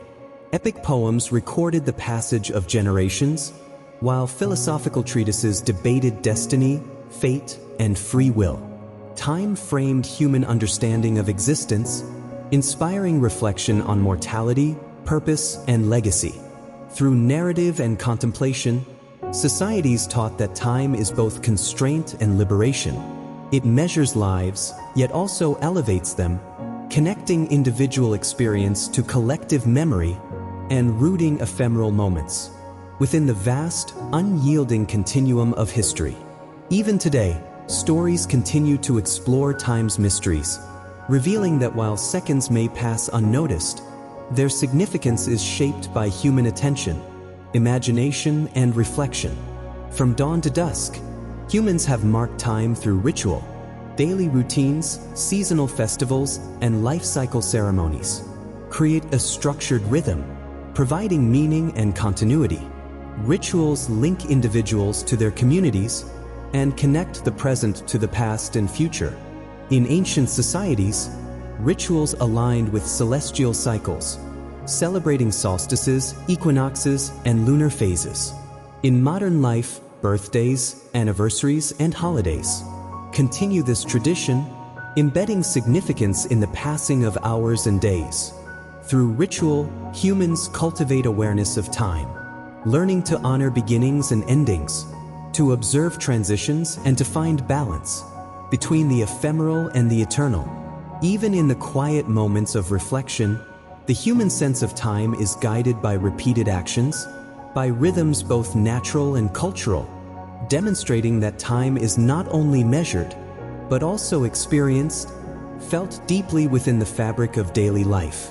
Calendars are more than tools. They are reflections of cultural identity.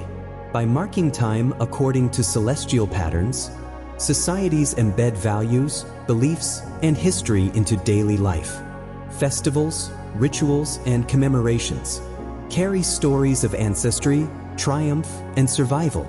In ancient Egypt, the Nile calendar shaped religious and civic life. In China, lunar festivals celebrate harmony, family, and renewal.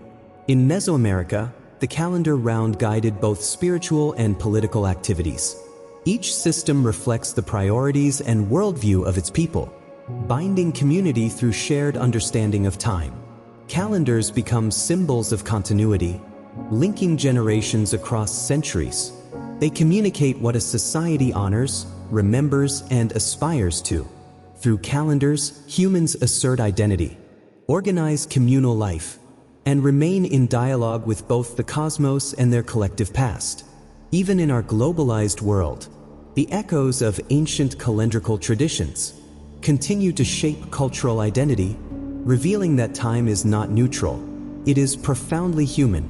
The quest to measure time has always driven innovation. From sundials and water clocks to mechanical towers and pendulums, humans devised tools to capture the invisible flow of moments. Each advancement brought greater precision, reliability, and societal impact. The invention of the pendulum clock by Galileo and Huygens introduced unprecedented accuracy. Marine chronometers enabled oceanic navigation and global trade. Later, quartz and atomic clocks redefined the very second, allowing synchronization across continents, satellites, and scientific experiments. Through these innovations, time became both a measurable resource and a framework for civilization. Technology extended human perception, transforming the ephemeral into the exact, and connecting individuals, societies, and nations through a shared temporal reality. The evolution of timekeeping reveals humanity's desire to understand, control, and harmonize with the universe. Each invention is a testament to curiosity, precision, and the enduring human quest to measure the intangible and structure existence itself. Time is measured by clocks and calendars, but it is also deeply felt within the human mind. Moments can stretch or contract, depending on emotion, attention, and experience. A single hour may feel endless in suffering, yet vanish in joy or wonder. Across cultures, humans have explored the perception of time. Philosophers pondered its flow, poets captured its fleeting essence, and scientists studied its relativity and elasticity. Memory, anticipation, and awareness all shape our subjective experience of time. Our perception bridges the measured and the lived, transforming abstract seconds into meaningful life experiences. Understanding time is not merely a matter of precision. It is also a journey of consciousness, revealing that while clocks mark the world externally, the heart, mind, and spirit mark it internally in rhythms of hope, reflection, and human existence. Different societies experience and structure time uniquely, adapting rhythms to environment, work, and belief. Nomadic tribes move with the sun and seasons, Agricultural communities follow planting and harvest cycles, and urban populations rely on precise schedules and clocks. Festivals, ceremonies, and daily routines reflect these adaptations, embedding meaning into the passage of hours and days. In some cultures, time is linear, a sequence of cause and effect. In others, it is cyclical, repeating through seasons, generations, and cosmic patterns. These cultural interpretations shape behavior, priorities, and social cohesion. Humans learn to live in harmony with natural and social cycles, balancing personal experience with communal expectation. Time, then, is not merely universal. It is contextual, flexible, and deeply human. Through adaptation, societies create order, continuity, and identity, showing that understanding time is also understanding ourselves. Religions across the world have long relied on time to structure devotion, reflection, and spiritual life. Prayer times, fasting periods, and sacred festivals create a rhythm that aligns human action with cosmic order. In Islam, the 5 daily prayers punctuate life, binding the faithful to both the sun's position and the larger community.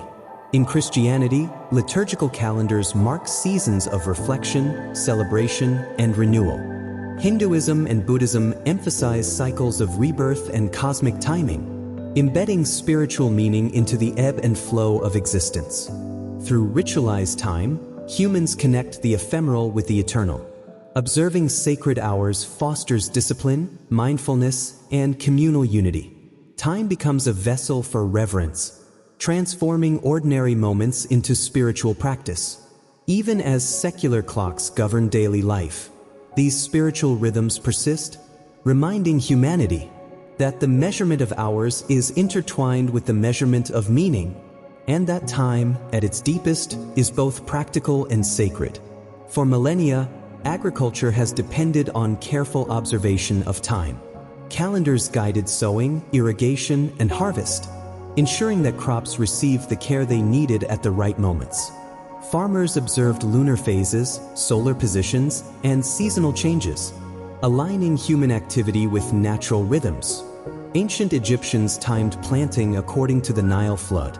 Mesopotamians followed lunar cycles for irrigation, and Mesoamerican civilizations scheduled ritual and labor to coincide with celestial events. These practices connected communities to both the land and the sky.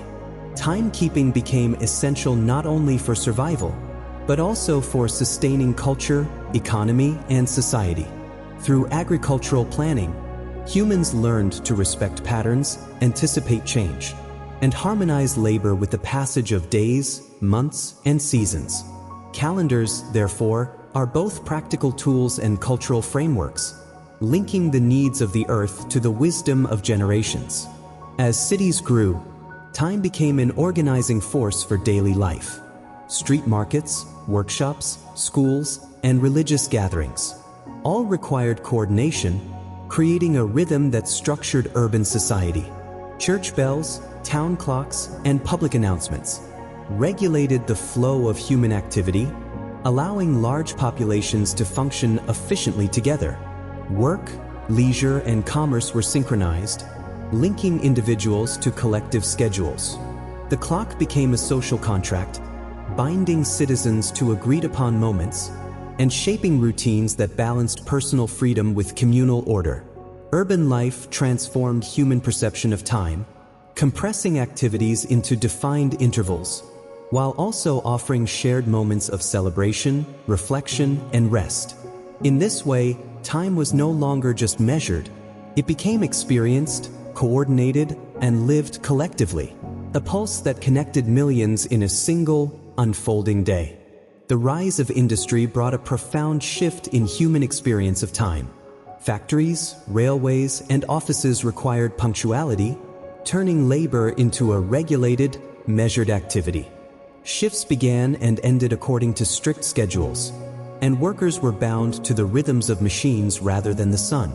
Time became a tool of efficiency and productivity. Clocks dictated when meals were eaten, when breaks occurred, and when tasks were completed. This rigid structure reshaped daily life, transforming communities, social relations, and even individual perception of hours. Industrialization taught humanity that time is not only a natural phenomenon, but also a social instrument. It can organize, control, and coordinate vast numbers of people, ensuring that society functions with precision, while also revealing the tension between human experience and mechanical measurement. Through these changes, time became both a companion and a constraint, defining work, leisure, and the structure of modern life, laying the foundation for the globalized world we inhabit today. The expansion of railways and telegraphs demanded a new understanding of time. Local solar time was no longer sufficient. When trains crossed multiple towns and cities, and messages traveled faster than ever before, delays and collisions highlighted the need for standardized schedules. Governments and engineers established time zones, synchronizing clocks across regions and nations. Railway timetables became the backbone of urban and rural connectivity, allowing people, goods, and information to move with unprecedented coordination. Standard time transformed society, shaping commerce, communication, and social interaction. It created a shared temporal framework, linking distant communities under one synchronized pulse. Through railways and telegraphs, humans learned that time is not only measured, but also agreed upon, a collective construct that enables civilization to move efficiently, harmoniously, and predictably. In the modern era, time governs not only labor, but also leisure, entertainment, and personal life.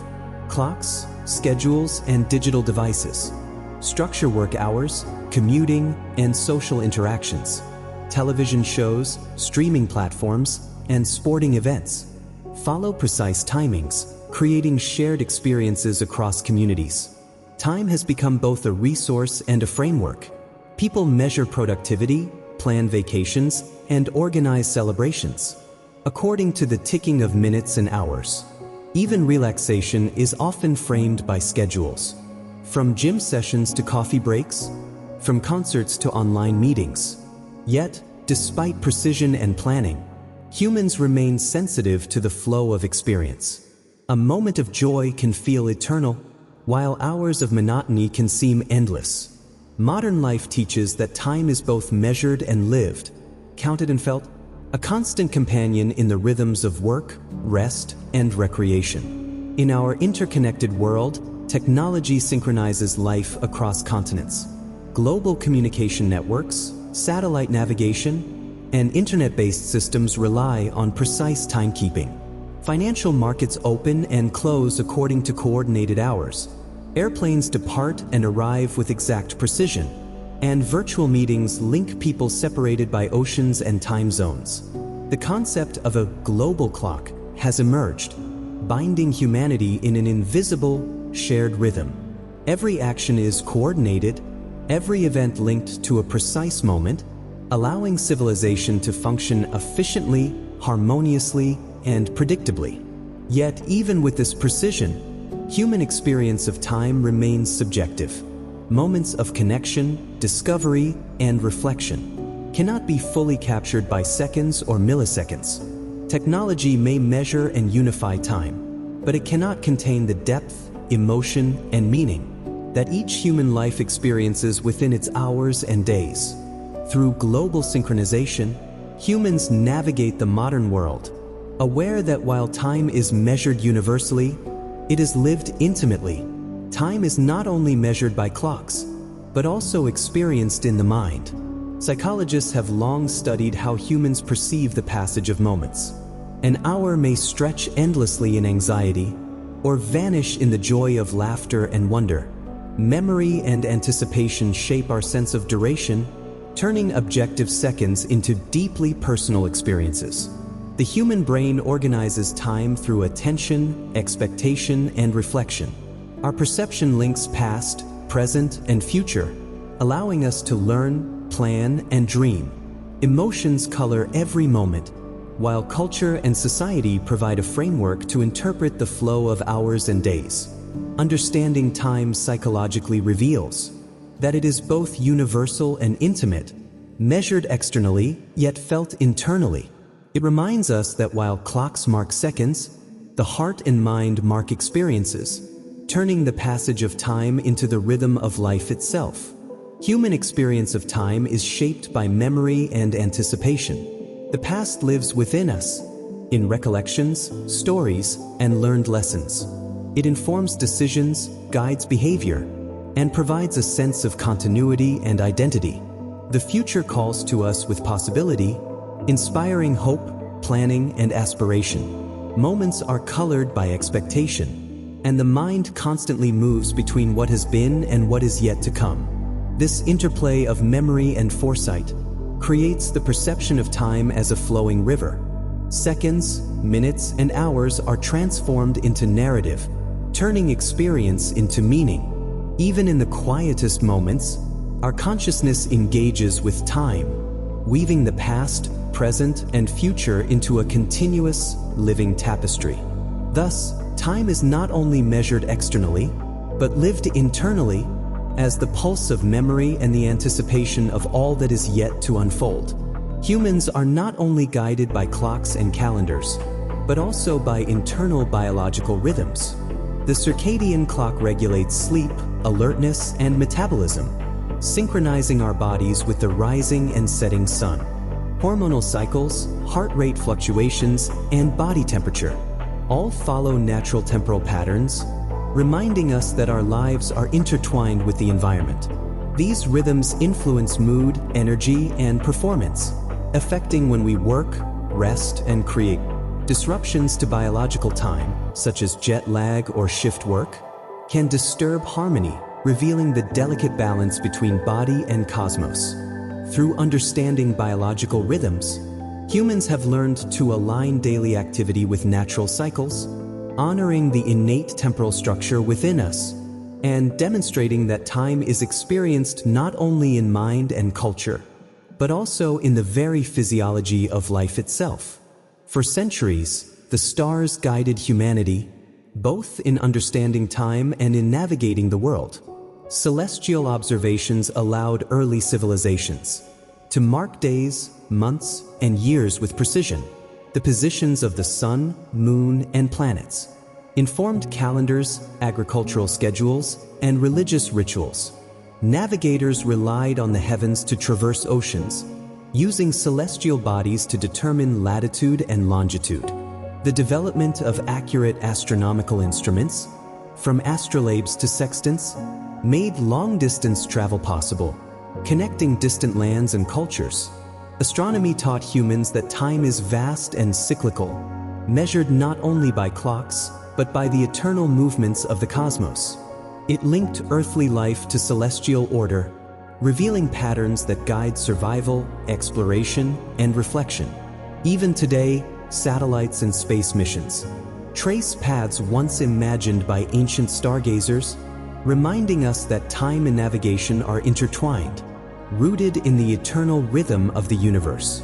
Time has always inspired human ingenuity, shaping inventions, discoveries, and progress.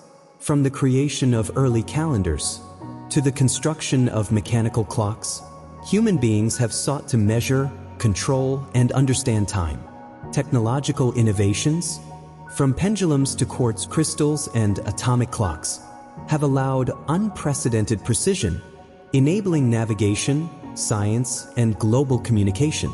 Time motivates efficiency and coordination, transforming agriculture, commerce, and urban life.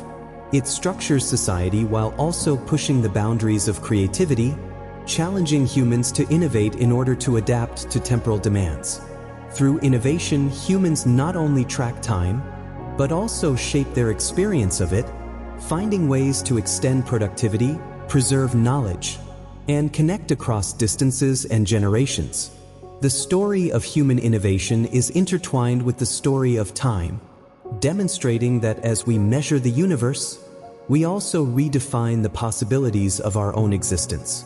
Time has long been a subject of contemplation, inspiring philosophers to ponder its nature, purpose, and meaning. Some question whether time is absolute, flowing independently of human perception, while others suggested it is a construct of consciousness shaped by memory, expectation, and experience. In ancient Greece, thinkers like Heraclitus observed that everything flows, emphasizing change as the essence of reality. In Eastern philosophy, time is often seen as cyclical, where beginnings and endings intertwine in endless repetition. Philosophical reflections reveal that time is more than measurement. It is a lens through which humans understand life, mortality, and destiny. It shapes thought, ethics, and the narrative of human existence.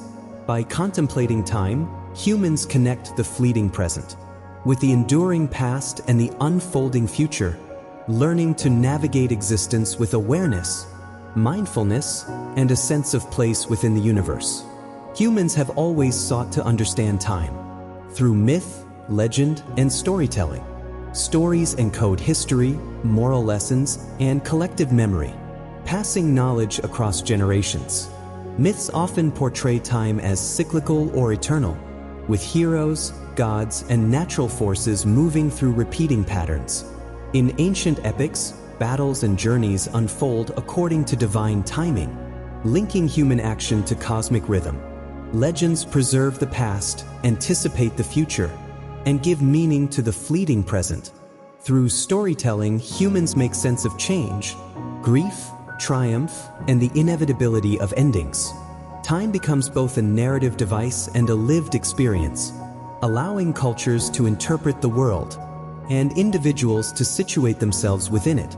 Even today, stories continue to shape perception, reminding us that while clocks measure seconds, myths and narratives measure meaning, and in doing so, connect us to the timeless flow of human imagination. Time shapes the rhythm of human ritual, giving structure and meaning to ceremonies across cultures.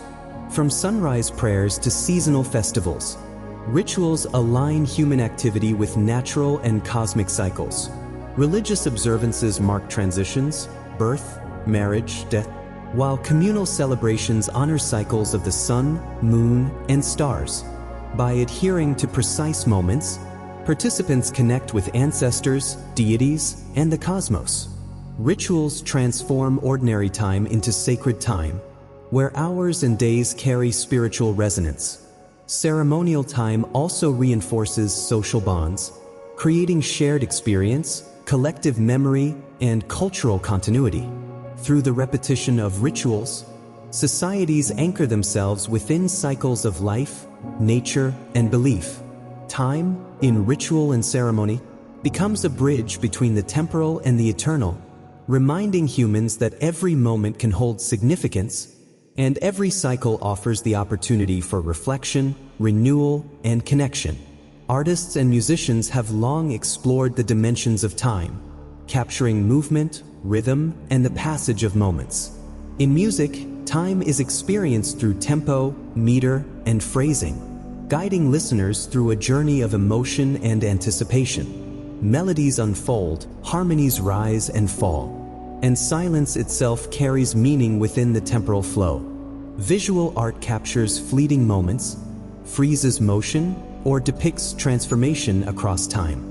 From frescoes to modern installations, artists reveal the impermanence of life and the continuity of memory. Through art and music, humans perceive time not only as measured, but as felt, experienced, and interpreted. Creative expression transforms seconds into emotion, moments into stories, and ordinary experience into shared understanding. Time, in these forms, becomes a medium, a bridge between human perception and the infinite possibilities of imagination, expression, and reflection. Throughout history, humans have used calendars to mark time, organize society, and celebrate life. Early lunar and solar calendars guided planting and harvest, while aligning daily life with celestial movements. As civilizations advanced, calendars became more precise, synchronizing religious observances, political events, and cultural festivals. Festivals often coincided with seasonal changes, honoring the cycles of nature and the cosmos. Harvest celebrations, solstice rituals, and lunar festivals reflected both practical needs and spiritual understanding. Calendars evolved as tools of both survival and identity, linking communities to the land, the sky, and each other. By marking the passage of days, months, and years, humans create continuity, structure, and meaning. In every festival and marked date, time becomes tangible, transforming the abstract into ritual, celebration, and reflection, reminding us that human life is inseparable from the rhythms of the world. In ancient empires, controlling time was a form of authority. Rulers and priests used calendars to dictate agricultural schedules, rituals, and civic life, ensuring that the rhythms of society followed their command. Timekeeping reinforced political power, linking cosmic order with human governance. The Egyptians, Babylonians, and Mayans built monumental structures, aligned with celestial events, demonstrating both knowledge and dominion over nature. By synchronizing society with celestial cycles, leaders imposed order, stability, and cultural continuity. Control of time also carried spiritual weight, connecting rulers to gods and legitimizing authority. Calendars and observatories became instruments of governance, guiding society while projecting influence, knowledge, and power. Through these practices, ancient empires taught humanity that time is both a natural rhythm and a tool of control, shaping life, society, and the enduring legacy of civilization. Before mechanical clocks, humans relied on ingenious devices to measure the passage of hours and track celestial patterns. Sundials cast shadows that moved with the sun, marking daylight with simplicity and elegance. Water clocks, or clepsydras, used the steady flow of water to divide time, even when the sun was hidden or nights were long. These early inventions allowed societies to coordinate activities, schedule rituals, and manage work. They reflected both practical necessity and intellectual curiosity, blending observation, craftsmanship, and mathematics. By creating devices to measure time, humans transformed abstract cycles into tangible units, discovering that the universe could be observed, recorded, and anticipated. These early time machines laid the foundation for future innovations, teaching humanity that even the invisible flow of hours could be captured, understood, and harnessed. The invention of the mechanical clock transformed medieval life. Towns and monasteries installed clock towers, their striking bells marking hours for work, prayer, and communal activity. Time became standardized, visible, and audible, binding society in coordinated rhythm. Craftsmen, merchants, and laborers adjusted their lives to the measured cadence of gears and weights. Religious institutions used clocks to organize prayer schedules, while civic authorities regulated trade and markets by their chimes. The mechanical clock bridged human experience and technology, turning abstract celestial cycles into structured, comprehensible intervals. It also symbolized human mastery over time, as communities learned to measure and organize life with precision. Through mechanical clocks, society discovered that hours could govern both work and ritual, linking the individual to collective life and marking the gradual march toward modern temporal consciousness. The Renaissance brought a renewed fascination with measurement, observation, and precision. Clockmakers refined gears, escapements, and pendulums, creating devices that measured time more accurately than ever before. Astronomers, mathematicians, and navigators relied on these instruments to explore the heavens and traverse the seas. The precision of time became intertwined with scientific discovery.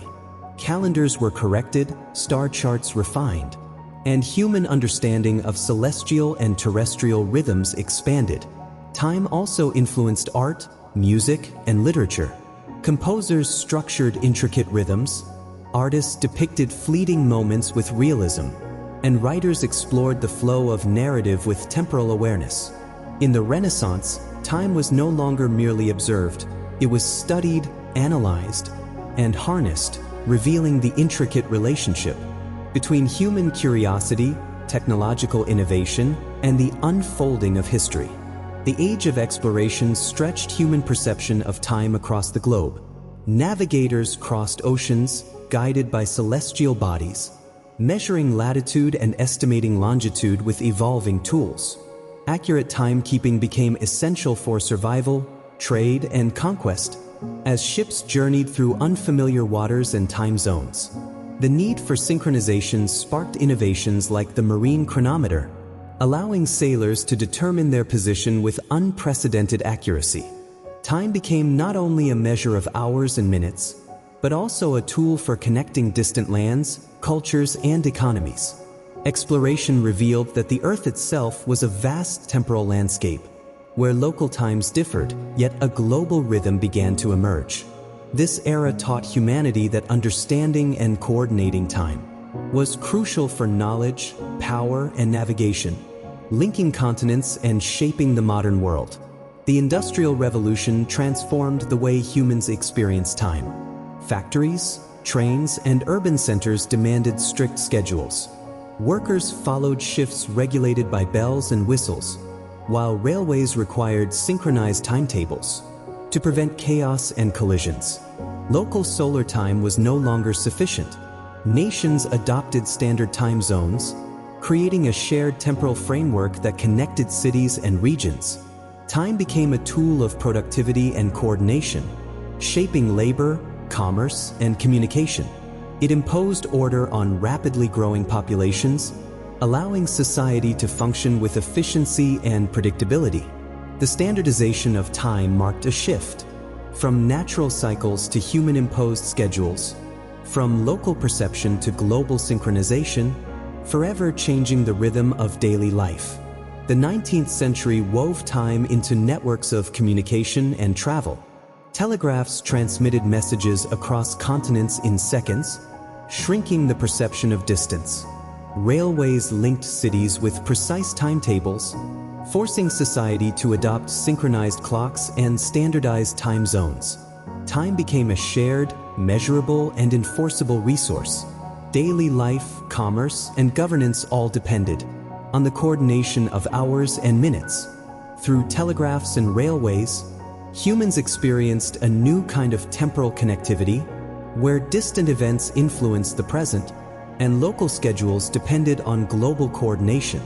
This era revealed that time was not merely personal or local, but a societal and technological construct, essential for organization, progress, and the flow of civilization. The 20th century introduced an unprecedented level of precision: atomic time. Atoms, vibrating at consistent frequencies, became the standard for measuring seconds. Atomic clocks far surpassed mechanical or quartz instruments, offering accuracy that could maintain the correct time for millions of years. This precision revolutionized navigation, science, and technology. GPS satellites rely on atomic clocks to guide airplanes, ships, and cars, while telecommunications and finance depend on exact temporal coordination. Atomic time reveals the universe in its most orderly form, allowing humans to measure and predict events with extraordinary certainty. Yet, even in this precision, the human experience of time remains subjective, flowing with memory, emotion, and consciousness. Time, once observed in shadows and flowing water, is now measured in oscillations of atoms, linking the infinitesimal to the cosmic and grounding humanity in both practicality and wonder. In the digital age, time has become instantaneous, continuous, and omnipresent. Computers, networks, and the internet synchronize the world with precision. From stock exchanges to social media, from smartphones to smart cities, every second is tracked, recorded, and shared.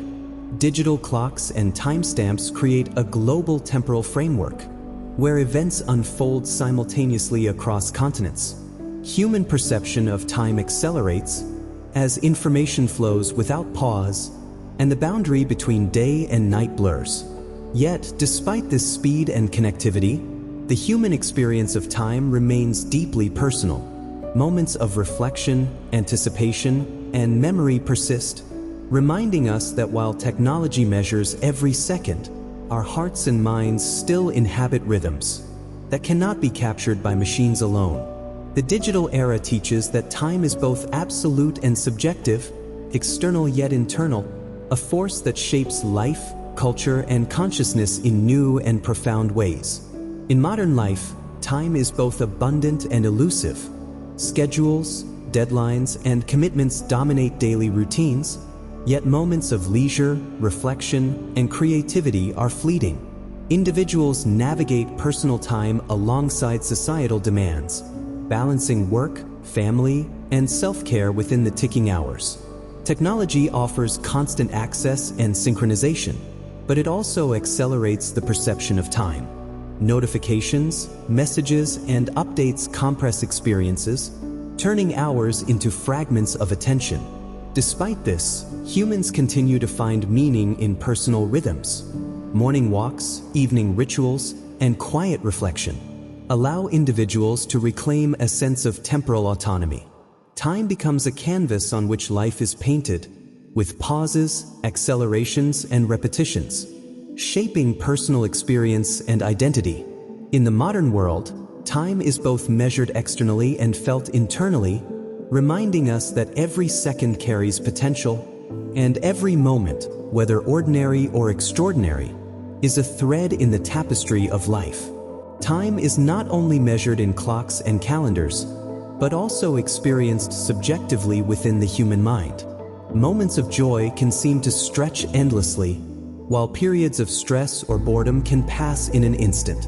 Memory, attention, and emotion all shape perception, creating a personal timeline that diverges from measured time. Children often experience days as long and full, while adults may find weeks and months slipping away unnoticed. Cultural, social, and neurological factors influence this perception, reminding us that time is as much psychological as it is physical. Understanding how humans perceive time offers insight into behavior, learning, and well-being. It teaches that while clocks tick uniformly, our minds navigate a fluid, elastic temporal landscape where the present is lived, the past remembered, and the future anticipated in endless variation. Time shapes memory, and memory shapes identity. Our personal histories are collections of moments, layered one upon another, where past experiences inform present choices and future aspirations. Memories can distort or preserve time, making some events feel vivid and immediate, while others fade into the background of consciousness. Through reflection, humans organize life into meaningful narratives, crafting a sense of continuity and self-awareness. Time also interacts with culture and tradition, linking individuals to collective memory, to shared stories, rituals, and history. Identity is therefore entwined with temporal awareness, where who we are is inseparable from the passage of time, and the moments we remember define both ourselves and our place in the world. Literature transforms time into narrative, giving shape and meaning to human experience. Authors manipulate temporal flow, compressing years into pages, stretching moments into detailed reflection. Stories reveal the past, imagine the future, and explore the fleeting nature of the present. Through novels, poems, and epics, humans examine mortality, love, conflict, and growth, finding structure and coherence in the passage of days. Time in literature is both universal and intimate, linking individual experience to shared understanding and connecting generations through memory and imagination. In storytelling, time becomes elastic, a tool for reflection, insight, and empathy, reminding us that while life moves steadily forward, the narrative of existence can be crafted, revisited, and cherished. Time is understood differently across cultures, shaped by philosophy, religion, and social organization. Some societies view time as linear, progressing steadily from past to future, emphasizing planning, progress, and historical record. Others perceive it as cyclical, where life, nature, and seasons repeat endlessly, teaching patience, renewal, and harmony with the cosmos. Cultural perceptions influence daily life, from work habits to celebrations, from social obligations to rituals. Time shapes worldview, morality, and human interaction, guiding behavior and decision-making across generations. By exploring diverse understandings of time, we gain insight into how humanity experiences existence, revealing that time is not only a universal measure, but also a deeply personal and cultural phenomenon, woven into the fabric of society, identity, and meaning.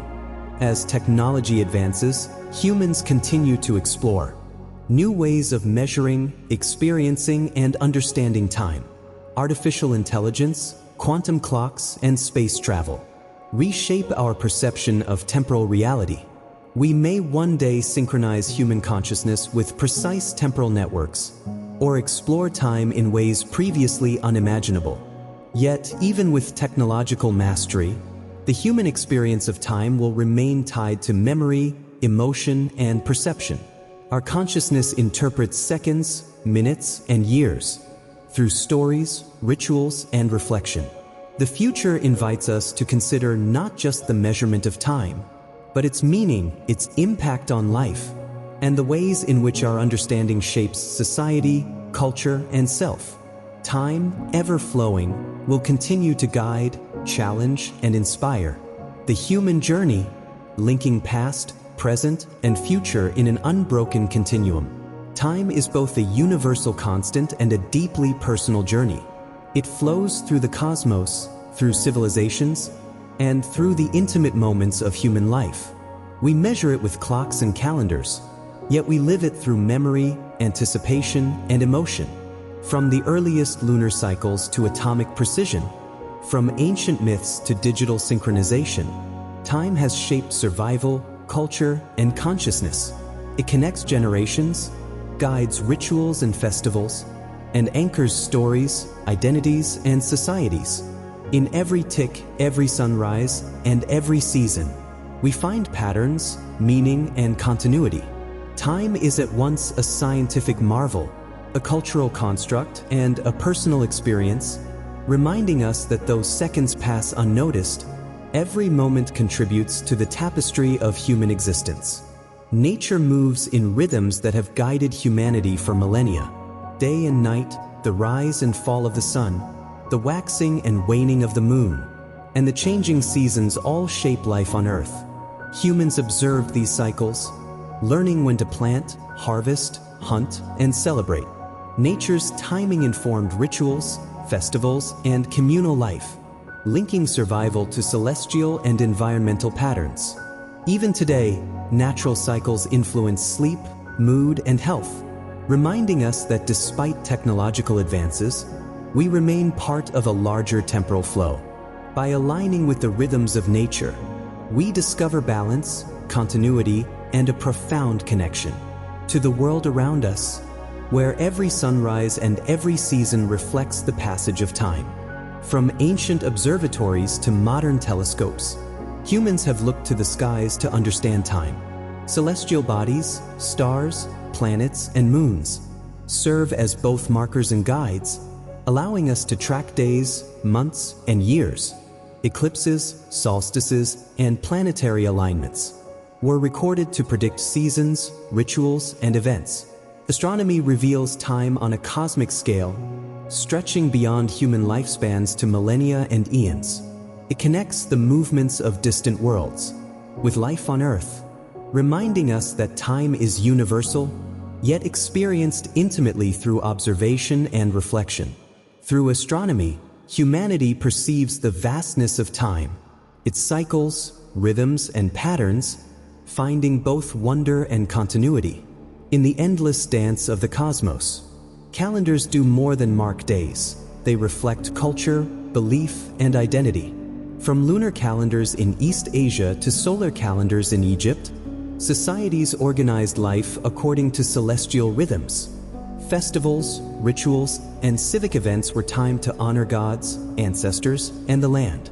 Calendars unite communities, providing shared reference points for agriculture, commerce, and celebration. They tell stories of history, conquest, and tradition, embedding temporal patterns into collective memory.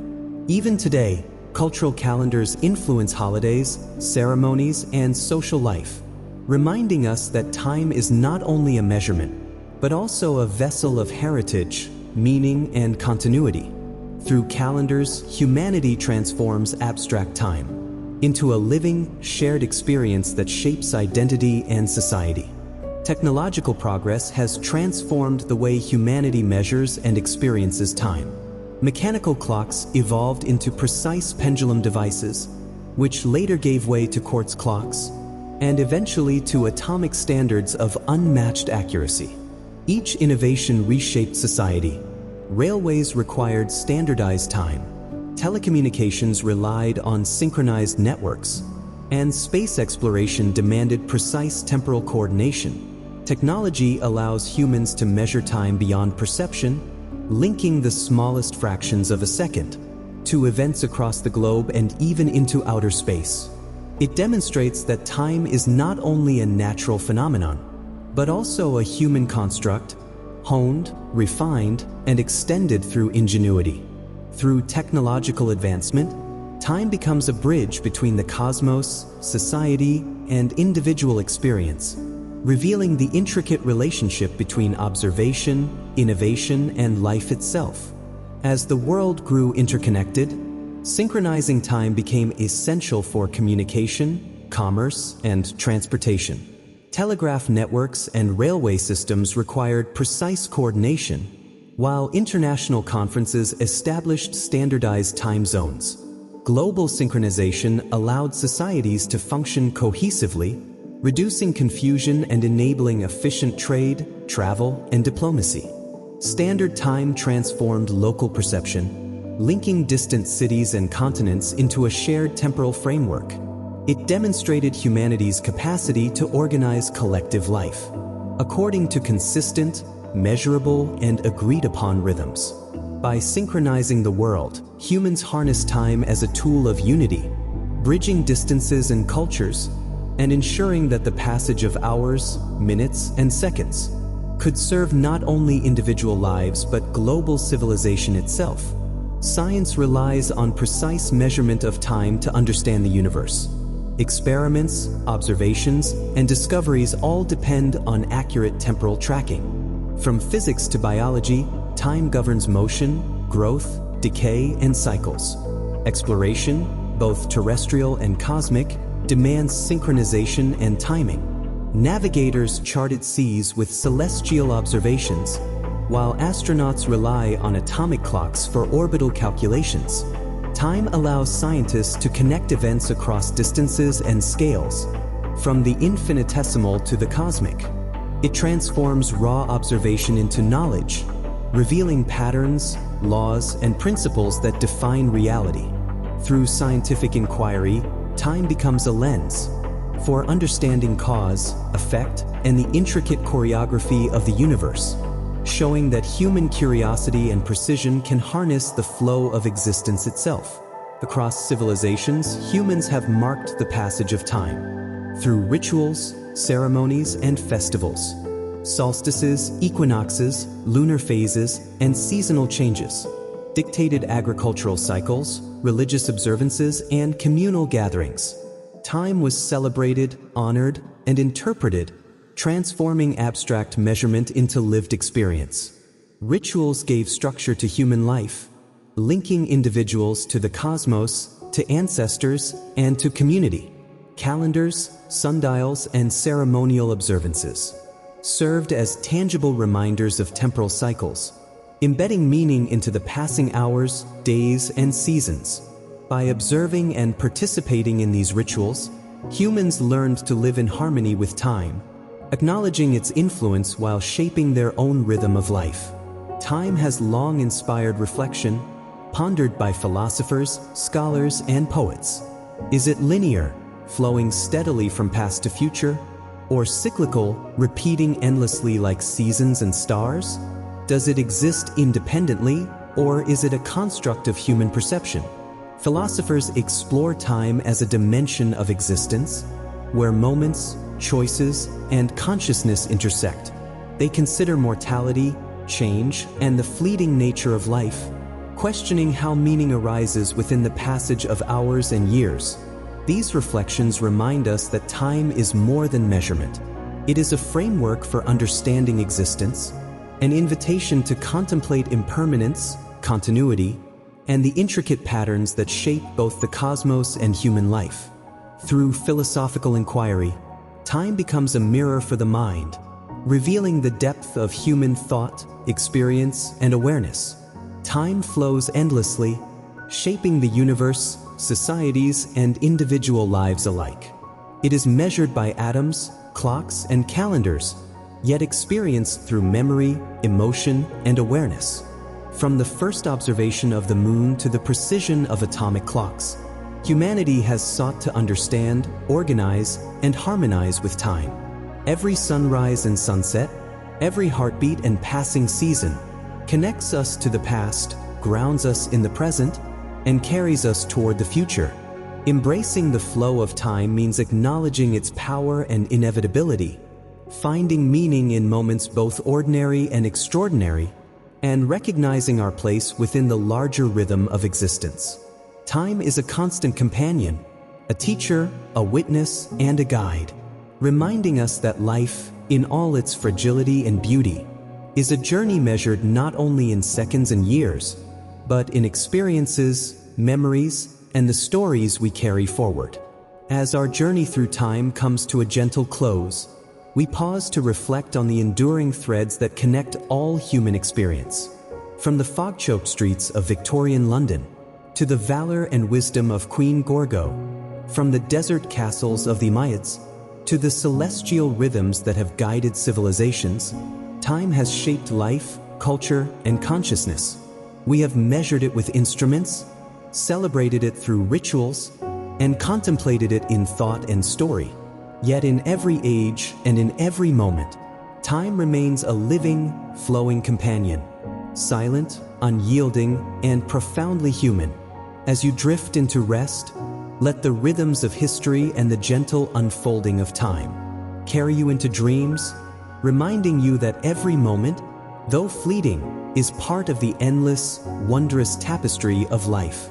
Sleep peacefully, knowing that time in all its forms continues to weave the stories of humanity, and that your own story too is part of this eternal flow.